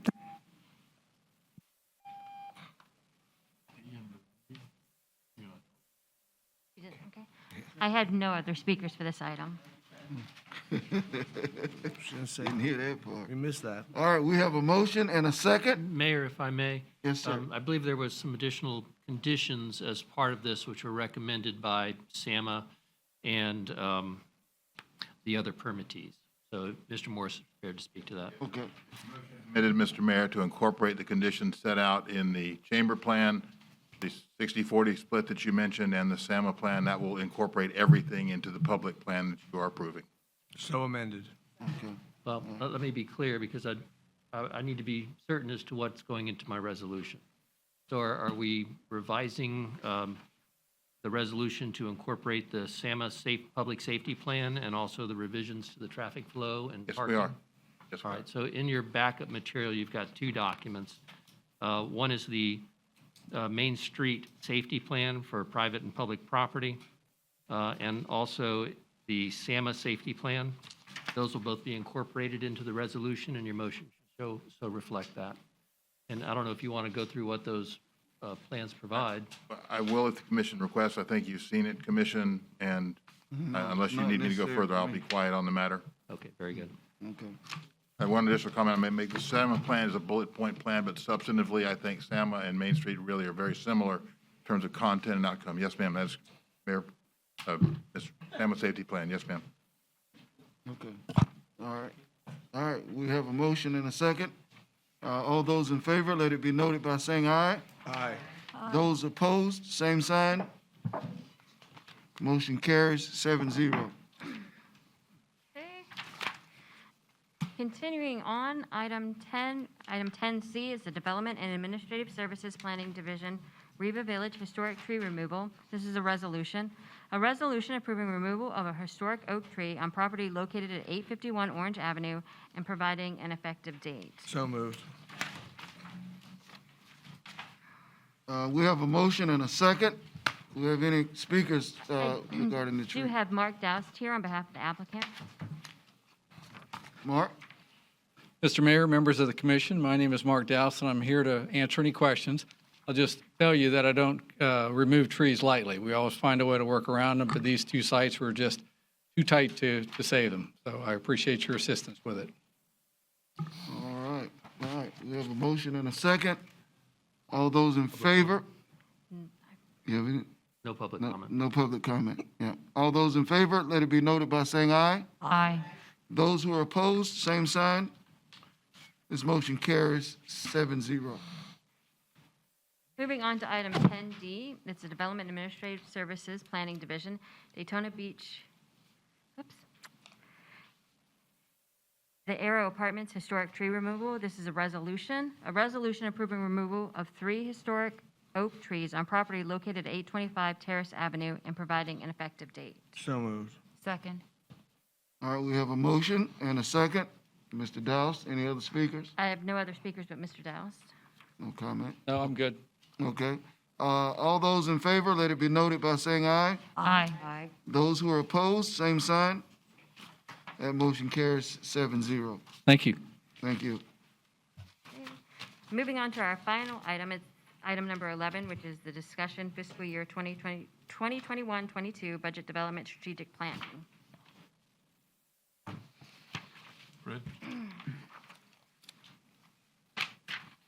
Brett Coulter, I'm the budget officer. What we're planning on doing for this year's budget development is we're working forward. We're going to be proposing to have a meeting on February 10th. That's the meeting we've got planned, the workshop on growth management. We're going to be using that as the first of the strategic planning meetings. And so we'll be able to discuss. I'm sorry, I was distracted. Your voice is behind you.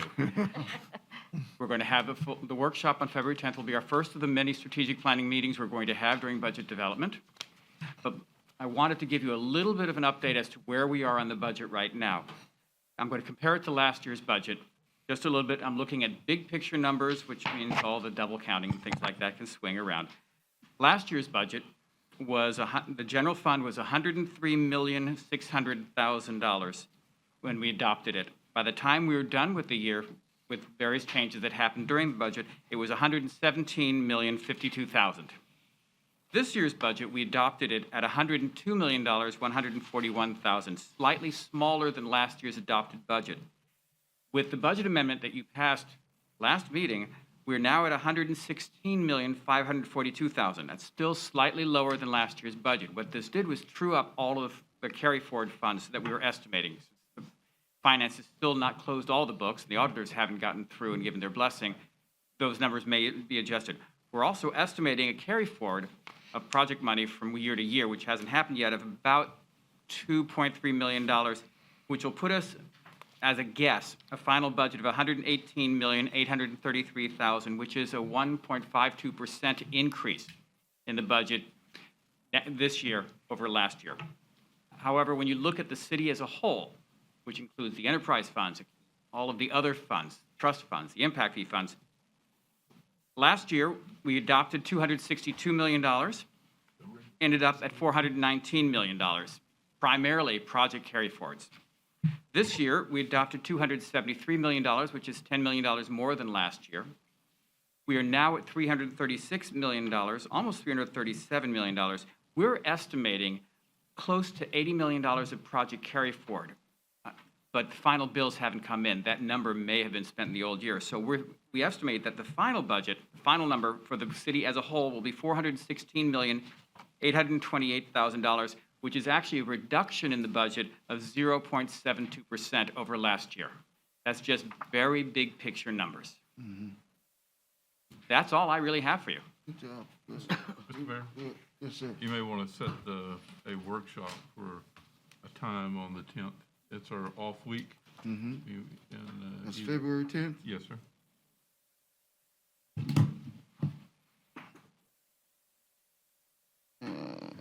Yeah, I think It's the second Wednesday of the month. Yes. okay. What time is good? 4:30? Do we normally meet that time for a workshop or 5? 4:30 will work. 4:30? I prefer 5.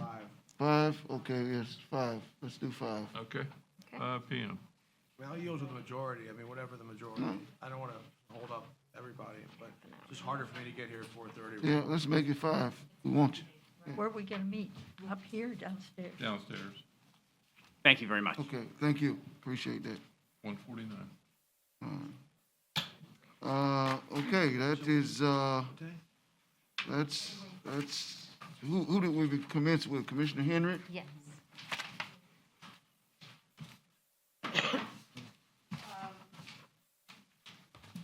Just one comment, and that is that I'd like to extend my condolences to Keith Willis on the loss of his beautiful daughter. That's my only sentiment tonight, Mr. Mayor. Mr. Mayor and Commissioners, City Manager and staff, I just want to thank you all for the support on the banner project. I think it's been well received by our citizens. And I'd like to thank Commissioners Cantu and May for joining us and joining myself and the mayor and the Midtown Community Development Corporation, Greater Union Life Center, the NAACP, and Identity Church and Fresh Book Festival are the partners on this, along with the city. And I think it's making a great impact and well received. Thank you so much. Commissioner Traeger? No, thank you. Yes, ma'am. Commissioner Delgado? Nothing for me tonight. Okay, so I have a couple of things, sir, this evening. So we all received an email about the train horns this week, the train horns. And so I will say that I used to live close to the railroad tracks. And every 6 o'clock in the morning, I'd be woken up. And I still am. I live a little bit further away now. And so I researched it. And so I want to just give a quick verbal update. Mr. Jagger, what can we do? And the condition was that some of the train horns, and rightly so, were impacting some of the sleeps and property owners. And the gentleman was kind enough to email. And so I always recommend that if you have a concern, please email us, because we do actually read the emails. And so what can we do about the train horns, sir? And how long will it take, do you think?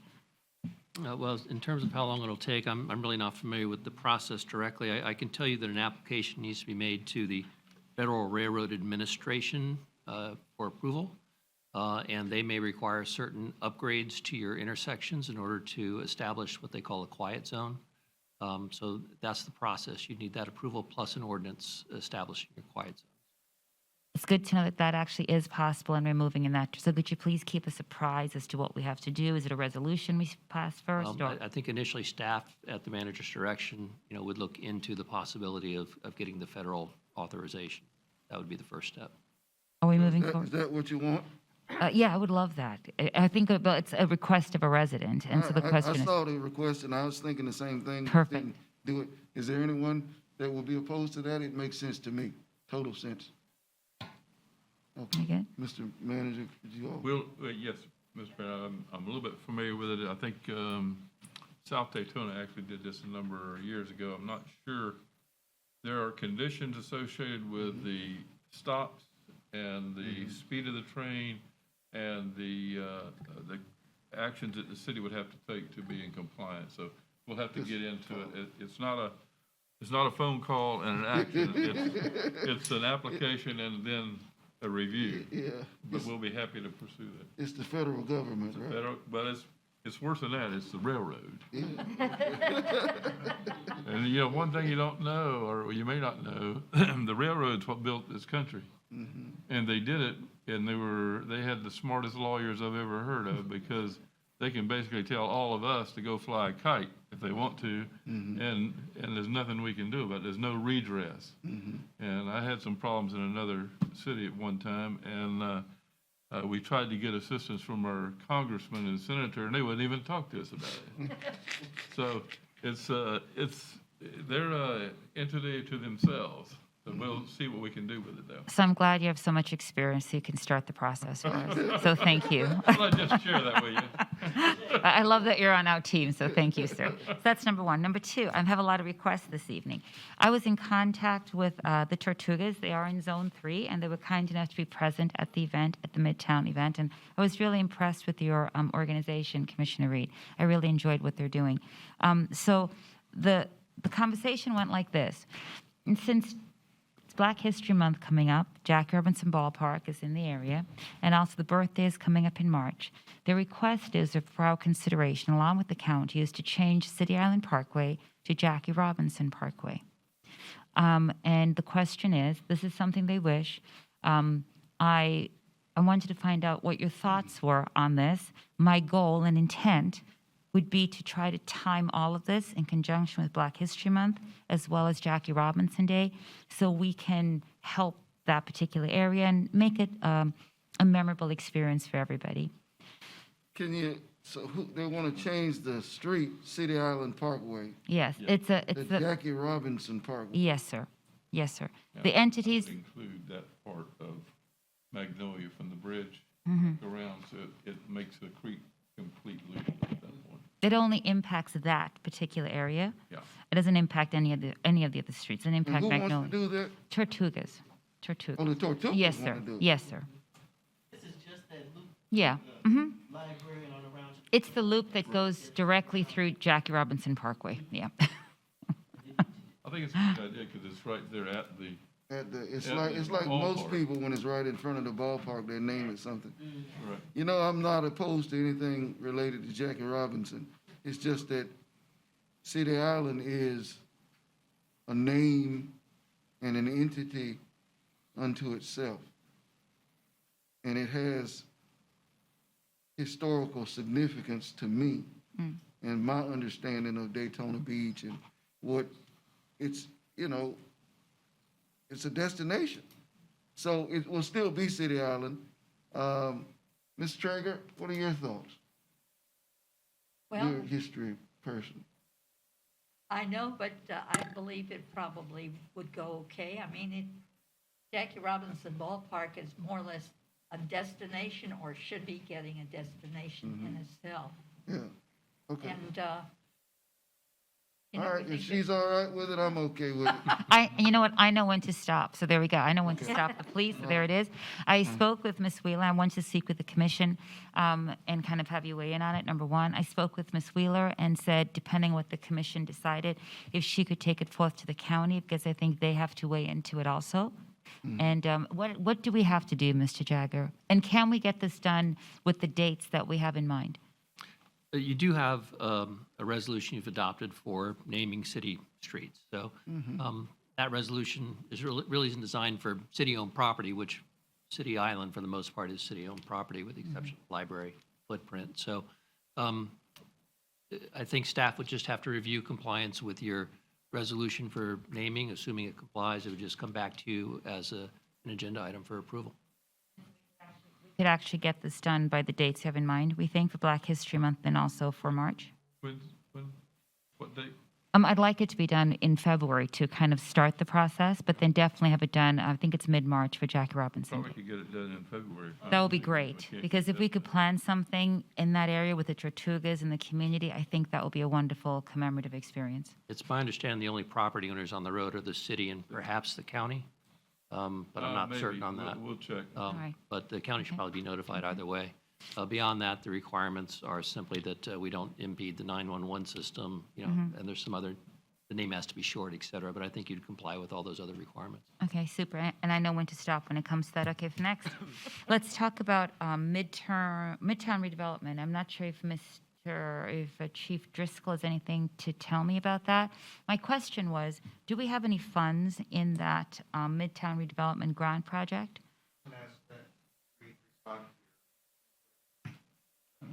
And the reason I ask is that each year we replenish the fund, and then we have carry forward funds from the year before that weren't used. And my question was, I'm not sure if you know this yet, how often is that being utilized? And do people know? And I know we advertise these things, but I really want to know, is it being utilized effectively? What are And you referring to, the Midtown Redevelopment the grant funds. CRA? Yeah, the Or the grant grant funds. Yeah, the grant funds? funds, yeah. Oh. Because what I'd like to know is if there are areas that are not being utilized, can we reallocate? So for example, if we find that we have money in one particular, let's call it facade, no one's using it. Let me answer that. That's mine. That, if it's money within the Midtown redevelopment area, it can be repositioned in that area. My question is, which area do you find has the most need in terms of which grant do people mostly apply for that there just isn't enough in? Well, first of all, there's just one account for grant funds. For example, we had $60,000 budgeted in Midtown. And so regardless if it's a commercial grant, a residential grant, whatever kind of grant it is, it all comes out of one pot in the Midtown redevelopment area. How much Same. was committed last year?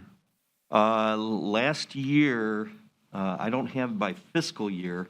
I have by calendar year how much we spent. And for Midtown, I believe we were at, in 2019, 7,790. And then in 2020, for that year, there was a lot more spent. It was $32,843. So, okay, so we do have funds. Okay, so what I find intriguing, I'm not sure if you find this intriguing, as often as people say that they'd like access to grant funds, there are grant funds available. So I would like to know if you could, just anecdotally, could you explain to me, we have money, what is the stopping block that people are having a hard time access? Are people just not applying for it and telling us that they are? I mean, what is going on exactly? Do we get many applicants for the funds? I wouldn't say we get many applicants for the funding that we have. It's on the website. We'll go to community events, and we'll even bring the grant applications with us. We did that with the Beach Street as well downtown, but when we've had the MMB public meeting, we were there to publicize that. So the result has not been that great in terms of people coming to us and asking for the grants, but I have several right now that are going through the process in Midtown. So this, in year 2021, there's a pretty good group already that's going to go through the So process. even if you just email me as a commissioner or the rest of the commission, I would very much like to know every few months, how many we are processing. Because again, I want to disabuse people of the idea that we're not distributing funds, that the funds aren't available. And this is the Commissioner Reed? $5,000 matching grant, Reed? That's one of them, yes. Okay. But we can provide, I think, the information and a summary that'll help you, and also the different grants. Okay, thank you. And then, thank you so much, sir. And then also, just to be clear, we are doing our citizens, thank you, sir. We are doing our citizens review police group, the citizens group. We are doing this in February, correct? February 3rd. Yeah, next meeting, yeah. So next meeting, we will be doing that. Okay, and is there a process for that, or is it just a conversation that we're having? Well, each one of us will nominate and select a person, and I will select the, So a total of 7, total of 8? We each 8. get 1, plus, 8 and 7 on the board, and then an advisor. and just one more time, and we can take people from within our zone or without From anywhere. anywhere in the city, and I would From the recommend that applicants. you select the best people from across the city. Okay, Well, there's a lot of great people. okay. And then finally, I did attend the Daytona State College, and I'm a graduate. I finished my AA from that school. And they now have a men's and women's center there and a veterans center there. And it's so not the Daytona State College that I remember when I went there. I mean, it looks like a university now. It's fantastic. And they were awarding a recognition to one of the buildings for Ms. Farouk Husseini. And I really appreciated the fact that they provide so many services. And one of the key things were that we have students who are adults who are going to school with families who don't have enough to eat. And these are adults who are going to school. And so they are providing services beyond education. They're providing food and clothing and bus passes and gas money. And I thought it was just a fantastic show on their part. So thank you so much to everyone in the community, and have a very pleasant evening. I think everybody is familiar with the Food Brings Hope program. She started that, and Hope Place. All right, Commissioner Cantu? Yeah, I would like to see if Sexton can tell us where we are with our manager applications.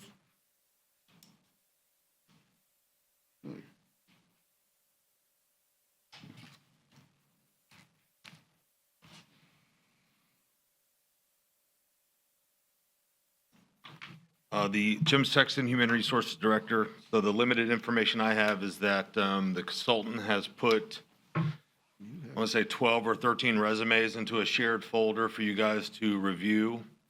I think there was a total of 44 that have applied. And just so you know, we're not involved. Like, we're not seeing the resumes.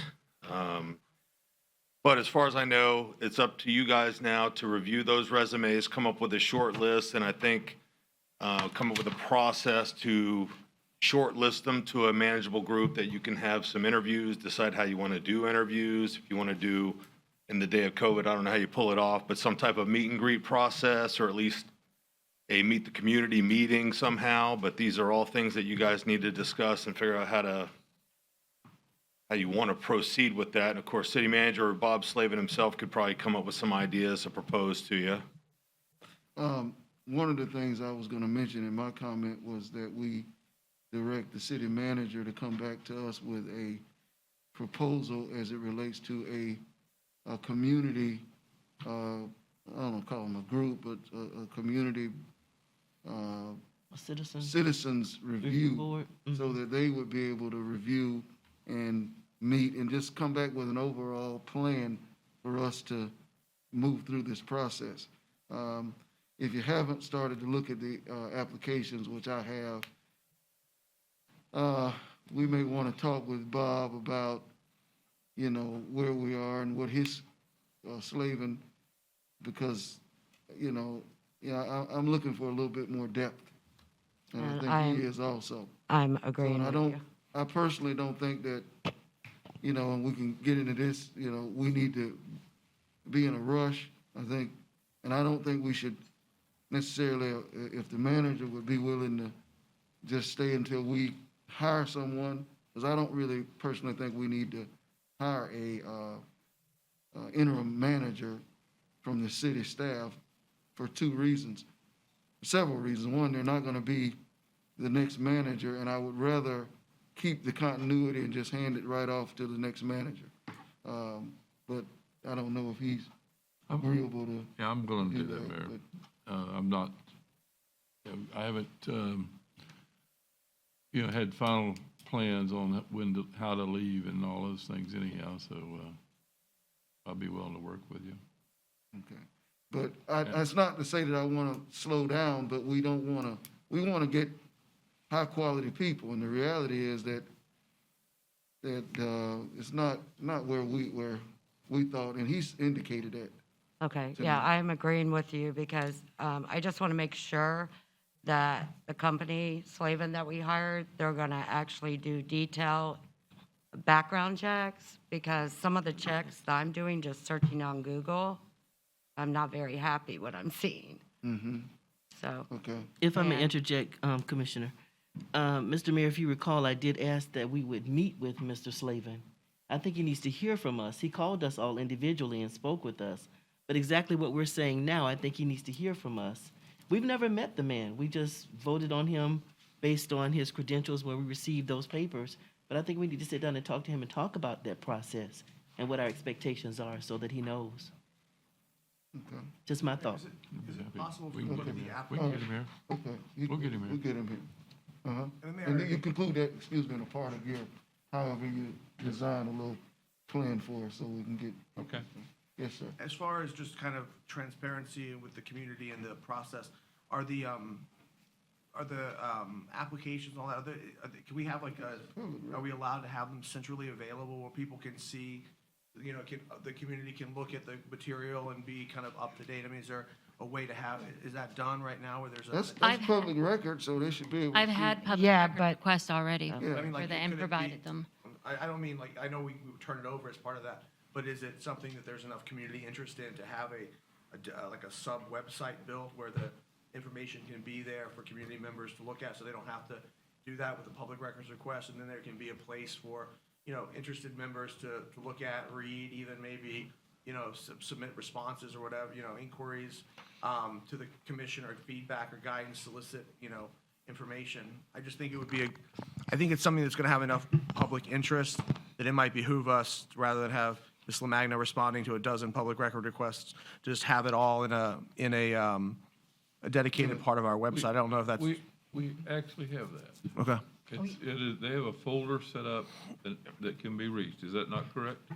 It's technically true. So right now, there's a shared folder for a public records folder, but you have to be given access to it. What I hear you saying is something basically, when you go to our website, city manager search, when you go there, boom, all 12 finalists, or if you will, shorted list resumes would be available there. So if somebody wanted to take the time to read the resumes, et cetera, they would be available on that little section of the website. Right. I just want to make that information available to the public at large so they can read it, be up to date, and not have to go through the added process of doing the public records request. I think it just shows, open transparency on our part, and I think it's something that would be good for the community to have the ability to see easily.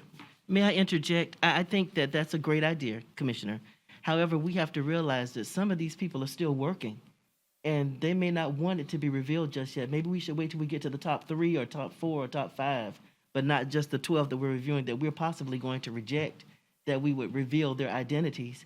Because I wouldn't want my supervisor to know until I'm ready to almost say yeah, or no, you're about to say yeah to me before the public knows that I've applied for another position. Yeah, It's just my that's about thought. to happen now. In fact, when we first got our public records request, we didn't even really have access to the resumes yet, but then the public records requests started coming in. So what the consultant wanted to do was send a email, contact all the applicants and let them know, brace yourself. The press has made public records requests, which means your name's probably going to hit the newspaper, so be prepared for that. But you're right, in Florida, that certainly hinders the ability for cities to recruit city manager candidates, because if you're worried to put your name in the hat knowing it's going to be all over the newspapers, and then the League of Cities pick up each articles, and then they blast it out to all cities, then you're going to get found out, and then you don't want to risk losing your gainful employment by applying for somewhere. Anybody who's a manager knows this. Yeah, true. I've been through it multiple times, and every time you get publicized, even if it doesn't come up in the beginning, it comes up in the process. And what happens, all the media, they're going to call the city the guys at, say, okay, what do you think? And we all know there are people that like us, and there are people that don't like us, and there are articles that weren't, positive. So there's always that element in there. And if you're in this business, public business, you got to be prepared for it. Yep. I have one other question. I know we have access to the top 12, which I requested all of them because Okay. I'm not too impressed with the top 12 Right. that we have right now. Is there any way that we can have access to it online as well? Is it on there? It's in Well, Okay, then I didn't the see it on 43 aren't in their folder. No, There's a public records folder that has all 43 or 44. right, that's And what then he did I think they have access to that folder. I didn't. Okay, let's do this. We'll make sure. You can have We're gonna put them all, so you have access on our webpage for all the applicants, all of them. Okay, That way, we're not sorting anything out, and we're not hiding anything. We'll put them all there, and we don't have to go through a system of getting into the computer system and getting a file. Well, you may get it and you may not, or they may not put it in. This way, we all know what's there. okay. And I don't know of any reason that shouldn't be the way you do it. How would I access that? Okay, It's gonna be on the webpage, Okay, under, if in our, city. the city webpage. But I'll make sure each of you have access.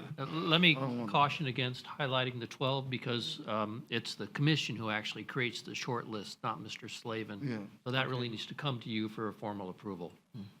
He's not cutting anybody out, Bob. All he's saying, here's the ones that I think are better than others. Understood. So he's not doing an action that requires a public meeting. I understand. I just want to make sure the commission's clear that Slavin doesn't have that authority to shortlist. That's right. Yeah. Okay. All right. Commissioner? Yes, and thank you. Another thing I would like to see, if my colleagues are okay with this, I would like to see a suggestion box, maybe somewhere in the city for employees and staff, because they do work closely with the city manager more than elected officials, and see what they would like to see out of a new city manager. I mean. Oh, I think that's a great idea. And I know it's public record, I've talked to It is. Mr. Jagger, but they can leave their name or anonymously, whatever they prefer. Well, then there's something And they where might the have some new department might be, ideas. where the department might be on there if they want to put that down. So if anything they want to say so that they can give us just input. Because feedback, their correct. department might have a special need or something that they think that this person should be good at. Because the job of a city manager is it's a heck of a job. Right. It's just so much that they have to have knowledge of, and so, It's a piece of cake. yeah. I don't think so. We've been doing it for a few minutes. So, Okay, I think that's a good idea. If you all agree? Yeah. I do. Okay. And another thing, since we are going to be hiring a new city manager, I would like to see if maybe we can have a workshop to review our charter. There's some things in there I'd like to review, and maybe even term limits. Well, we review the charter every 10 years. 10 years, So right. we will, I mean, we don't, I don't see the need to review it until we're almost at that point. And I we'll asked for that do- workshop as well a few months back. Do a charter review? Yes. Well, we can review the charter anytime we want, but a charter review is. But I would when like we to see appoint if we could have a citizens. workshop and actually okay. review You wanna our review it? charter, since we are hiring a new manager. I mean, Read it. Okay. What was I'm this? okay with I'm- reviewing it, and you, if you want, I don't. have I a missed workshop. something at the end, the last bit that you said was term limits. yeah, I would like to see something, maybe if, term limits, actually, for elected officials. There's a lot of municipalities, even our county, that have term limits. The city of Daytona Beach have no term limits No, for elected no, we don't. officials. It's a good idea. Yeah, And we reviewed that the last time the charter came up. That yeah, question but, came before the I committee. mean, I don't see where it would hurt to have a workshop. I No, I'm- mean, something, I'm agreeing that we can have Okay. the workshop, but I'm saying that we reviewed term limits the last time as a commission. This Okay. is a different commission. Maybe you all feel differently than they felt, or we felt at Okay. that time. I so wasn't feeling different. we can set something up then? Yeah, Okay. sure. And one other thing. Most of you already know I'm a member of 4 veteran groups here, mostly in Daytona Beach.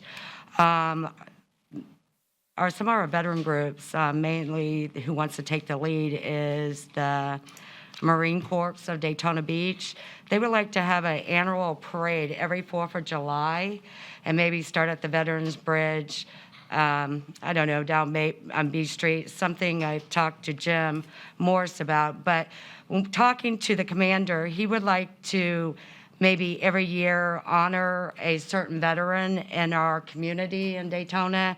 And the first one that he would like to honor, which was one of his best friends, and was Master Gunnery Sergeant Hobson McLeod Bethune. He was a United States Marine Corps for 28 years. He's the grandson of Mary McLeod Bethune. Mary McLeod Bethune. And if that's something you guys would be interested. Okay.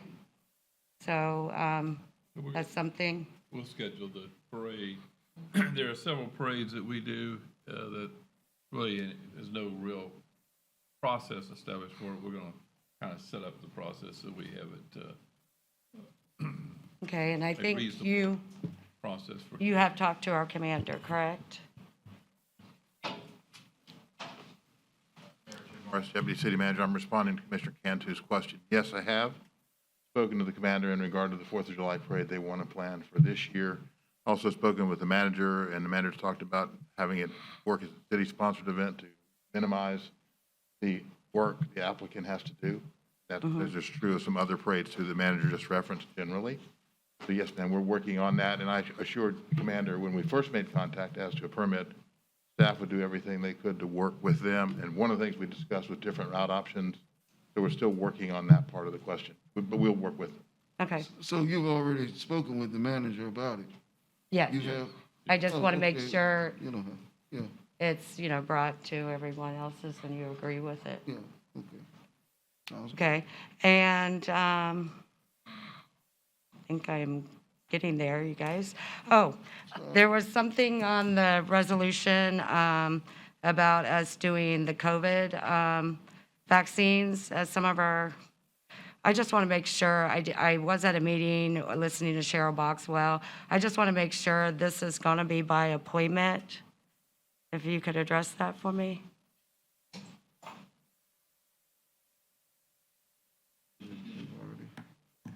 Drew Driscoll, Deputy City Manager and Fire Chief. Yes, moving forward for the immediate future, all vaccination events will be done by appointment. Unfortunately, the infrastructure wasn't in place when we initially received the vaccines. The agreement you signed or agreed to today allows us to do future vaccination events at Daytona Stadium, Midtown Cultural and Educational Center, and also the Dean Street location across from the former police department. From the vaccination conference calls that go on throughout the state, right now the idea is that there would be 2 locations within Volusia County. They must be static locations. They can't bounce around east, west, north, and south like originally planned. One of their requests are to utilize Daytona Stadium moving forward.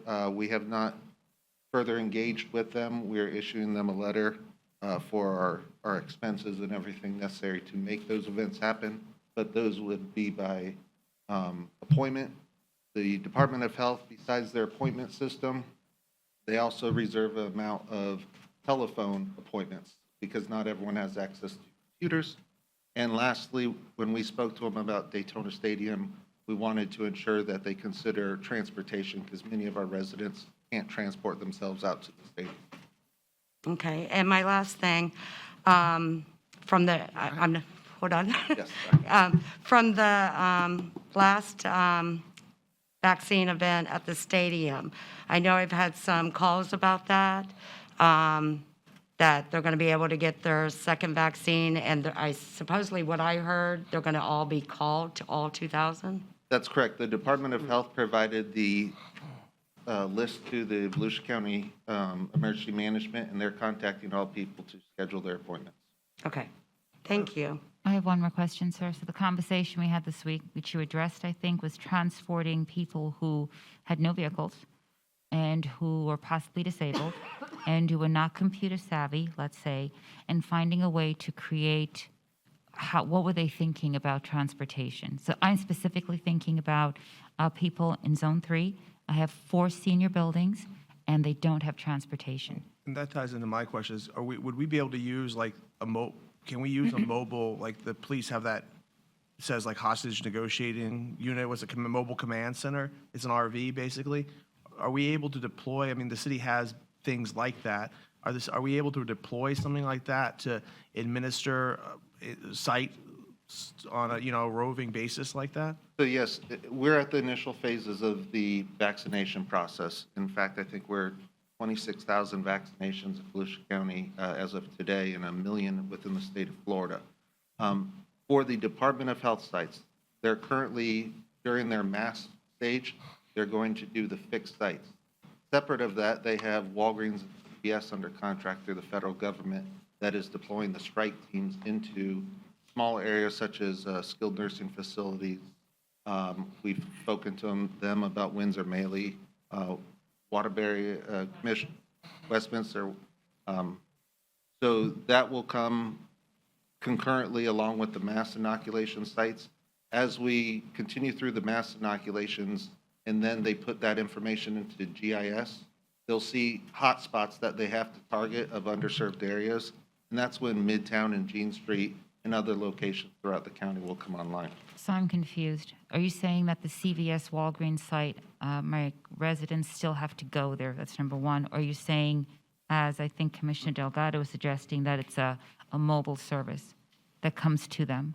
CVS Walgreens right now are contracted to provide for the skilled nursing facilities. Which these would not be. Correct. And once those missions are complete, the hope is that, and through talking to the Department of Health, that they would begin to broaden their spectrum and hit those underserved areas that are unable to ambulate. They might not be assisted living facilities. But again, this remains a very dynamic thing. Each phone call, the plans. So we as a city don't have the option of using a mobile center right now? Or Votran helping us out or anything? What about like a voucher for like a Uber ride or something? Is there not, I mean, do we have the discretionary budget to say, negotiate some sort of, ride sharing fee to have somebody picked up and dropped off at a certain time? I mean, I don't know how expensive that would be if we can negotiate something. I mean, it just seems to me that we ought to be able to, I would imagine there are ride-sharing people who would agree to do it for free using the infrastructure that the ride-sharing provides, which is, demand-based and all that. I would imagine that we could probably do something like that. Is that possible? And those are welcome suggestions that I've yet to speak to the manager about, and Department of Health, who of course is the lead agency in this. The city's involvement thus far has been the provision of a facility and the staffing to make that facility happen. With regard to the transportation, my cue to the emergency management was to engage with Votran. I have not pursued them further because we have not furnished them with our formal letter. But those conversations will ensue to ensure that there is some transportation mechanism. It's come up several times, not only through the state phone calls.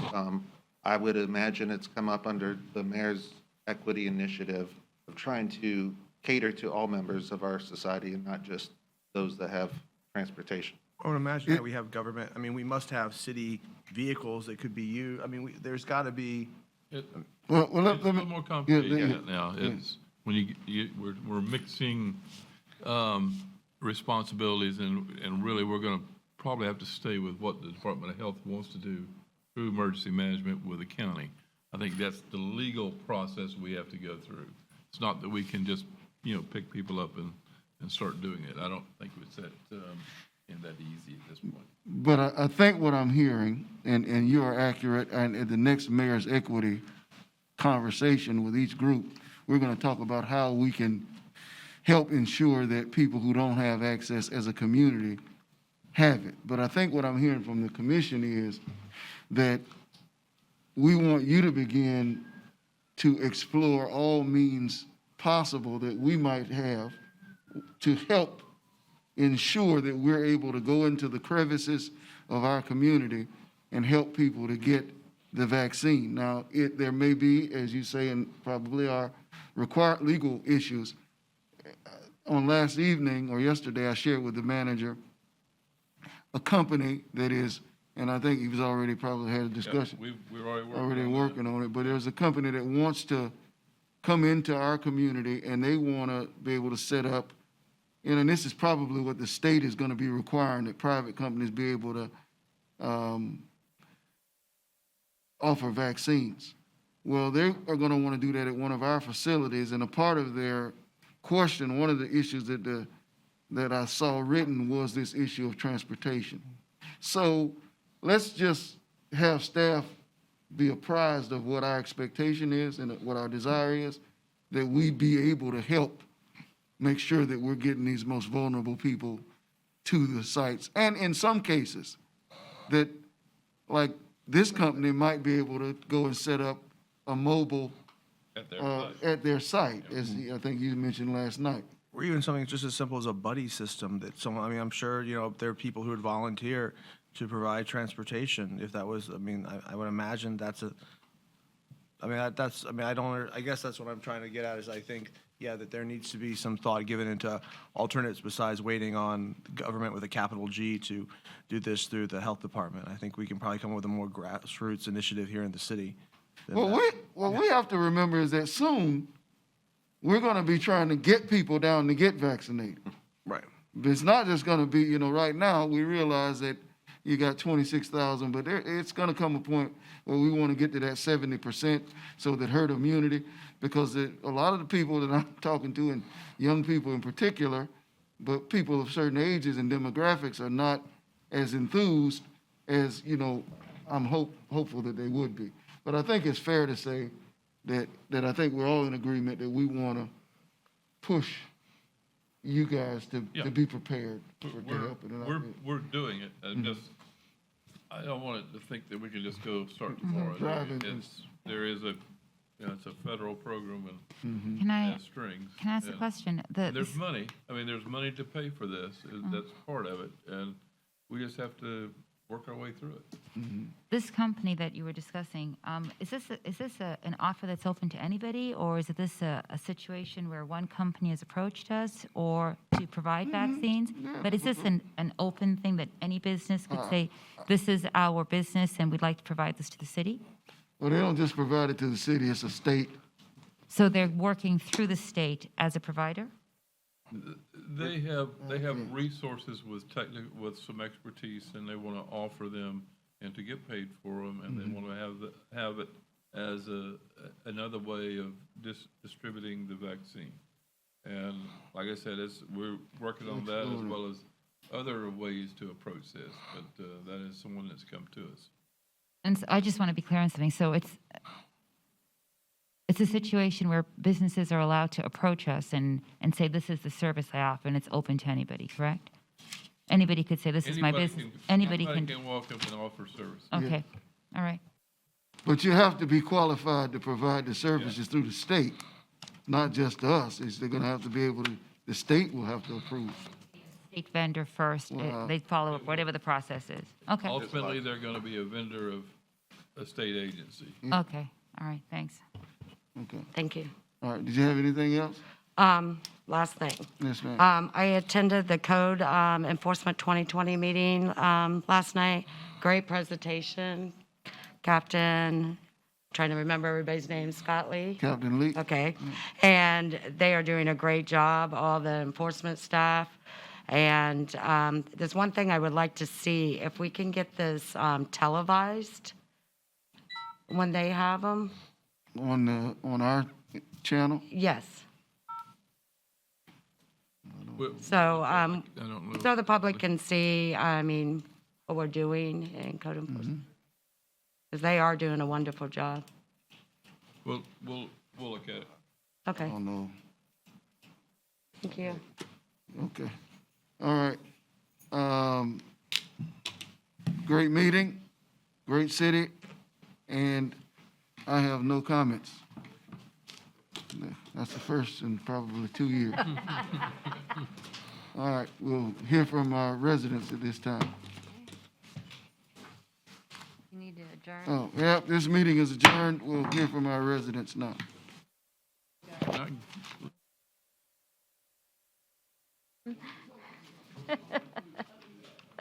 I had some speakers that had signed up that I think have left. Garrett Decker, Cheryl Principal, and Daniel Bergen.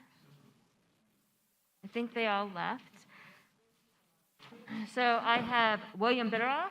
I'm a comment. Okay. Well, this time at least dressed right. Last time I was working. I really appreciate y'all staying this late because I know it's not the greatest thing. I'm just here to talk about the Daytona Art District and trying to beautify the Gateway. Luckily, I've got a chance over the years to learn from my peers, watching all of you, and I greatly appreciate all of you here tonight. And I'm just asking for my commissioner's help, and of course, my city manager, and I really greatly appreciate it. I think I've had one conversation with Reed Berger about trying to put different art events on out there on 326 South Grandview. Any suggestions from you commissioners, I would greatly appreciate.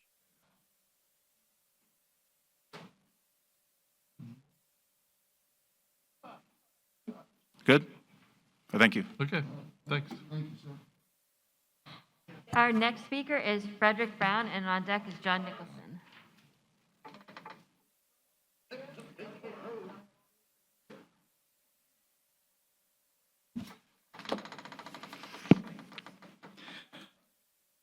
Thank you once again for the opportunity to be able to speak to the City Commission. First of all, I want to preface my remarks based on a few incidents tonight. I want to thank the City Commission for voting in favor of the Bike Week. As we all know, the economic importance of it. Yes, I am in a high-risk group, and so yes, I have my concerns, but I also have more concerns for the economic survival of this community. For those of us who aren't wet behind the ears and remember what Daytona was like back in the 60s and 70s, before we decided to kick out spring break, it was a boon for the plywood salesman, plywood to cover up all the businesses that collapsed after that happened. It's been a long, slow process to come back from that, and again, I think the mayor has done a good job of trying to keep the the city on an even keel for economic growth, and canceling this event would be devastating to the community for all the reasons stated previously. The main issue, again, I want to speak on is, again, the request to rescind the consent agenda item 8U from the May 20th meeting. It is so important to save what few pieces of precious public land that are still available for the citizens, especially those of us on Beachside who have all but eliminated all of the access to the river now to the few individual citizens who have decided to turn it into a haven for multimillionaires along the riverbank. Right now, there's that item on the Bridgeport Heights that I'm again, and also want to thank Commissioner May for taking the time to come out and review the site and realize the importance to us. I am going to add to my list of requests for the city to consider looking at the Lenox Avenue access as well. That has basically been shut down with a no trespassing sign and whatnot. And from all my studies of the riverside, those are the only two locations that allow public access from the beach side. So I would appreciate that we would consider rescinding that and then returning the land as it is rightfully deeded to the citizens of Daytona Beach forever, as it's on 193 homes deeds. I also would like to suggest, I know Commissioner Delgado had mentioned in the December meeting his concern for the trash, debris, cigarette butts that were in front of his office. Again, I had mentioned that Volusia County has a very good Adopt a Road program. I'd like to see something like that happen here in Daytona, and perhaps a little bit wider group. I spent many years volunteering in organizations, and I'd like to have us have an organization called Volunteer Daytona, which would include, as Commissioner Delgado said, the opportunity Okay. Thank you, sir. for transportation. Thank you. Issue, we had a conversation about that. Please, I have been researching it, so it's not a forgotten issue.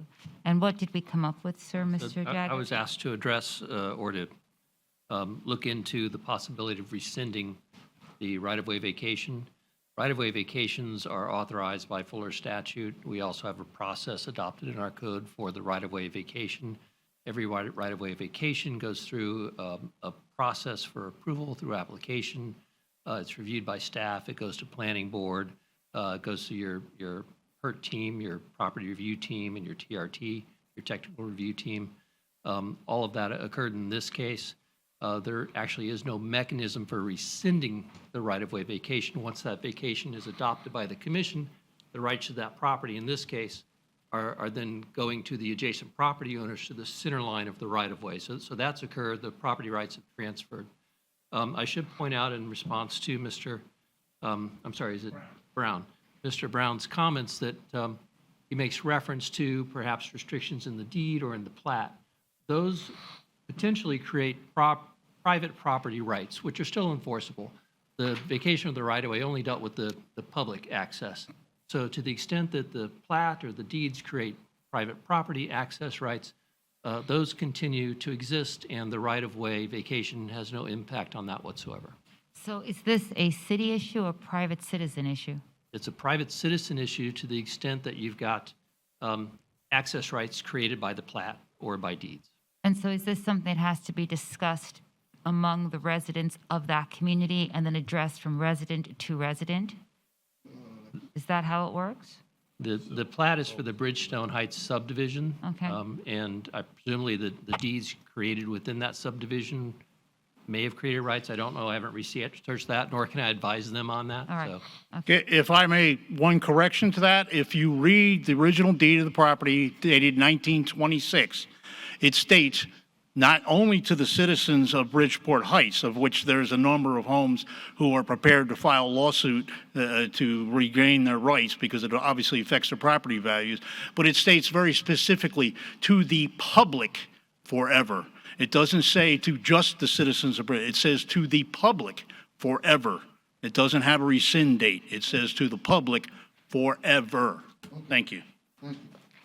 Our final speaker tonight is John Nicholson.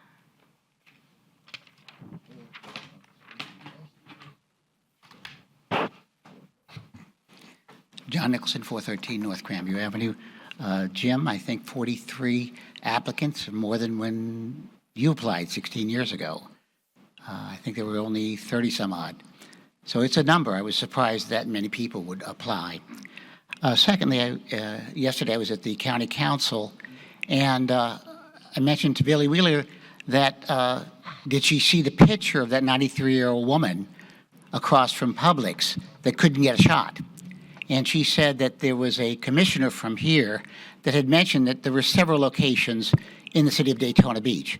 And we do. We have the Baptist on Fairview. There's a big building. The Catholic Church has Casa Pablo. The Methodists have one, and the Greeks have one out on Williamson. And the city has two on Beach Street, the Windsor and the Maley. There are also several assisted living facilities. To me, it seems logical, since most of the deaths, and I look again at today's paper, there were 11 people that died. There was only one youngster. She was 59. All the other, the average age is 83. So when we open it up to 65 and older, there's a huge number of people that really don't need the virus at that time. Those that absolutely need it, those that are in their 80s and 90s, those that are most fearful, especially women, when they're being told in the newspaper and on radio and on TV that they're going to die, they get frightened.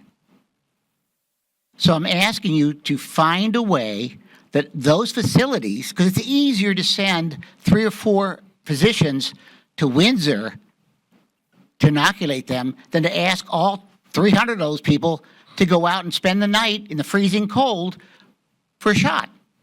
So to me, we have all of those facilities for seniors.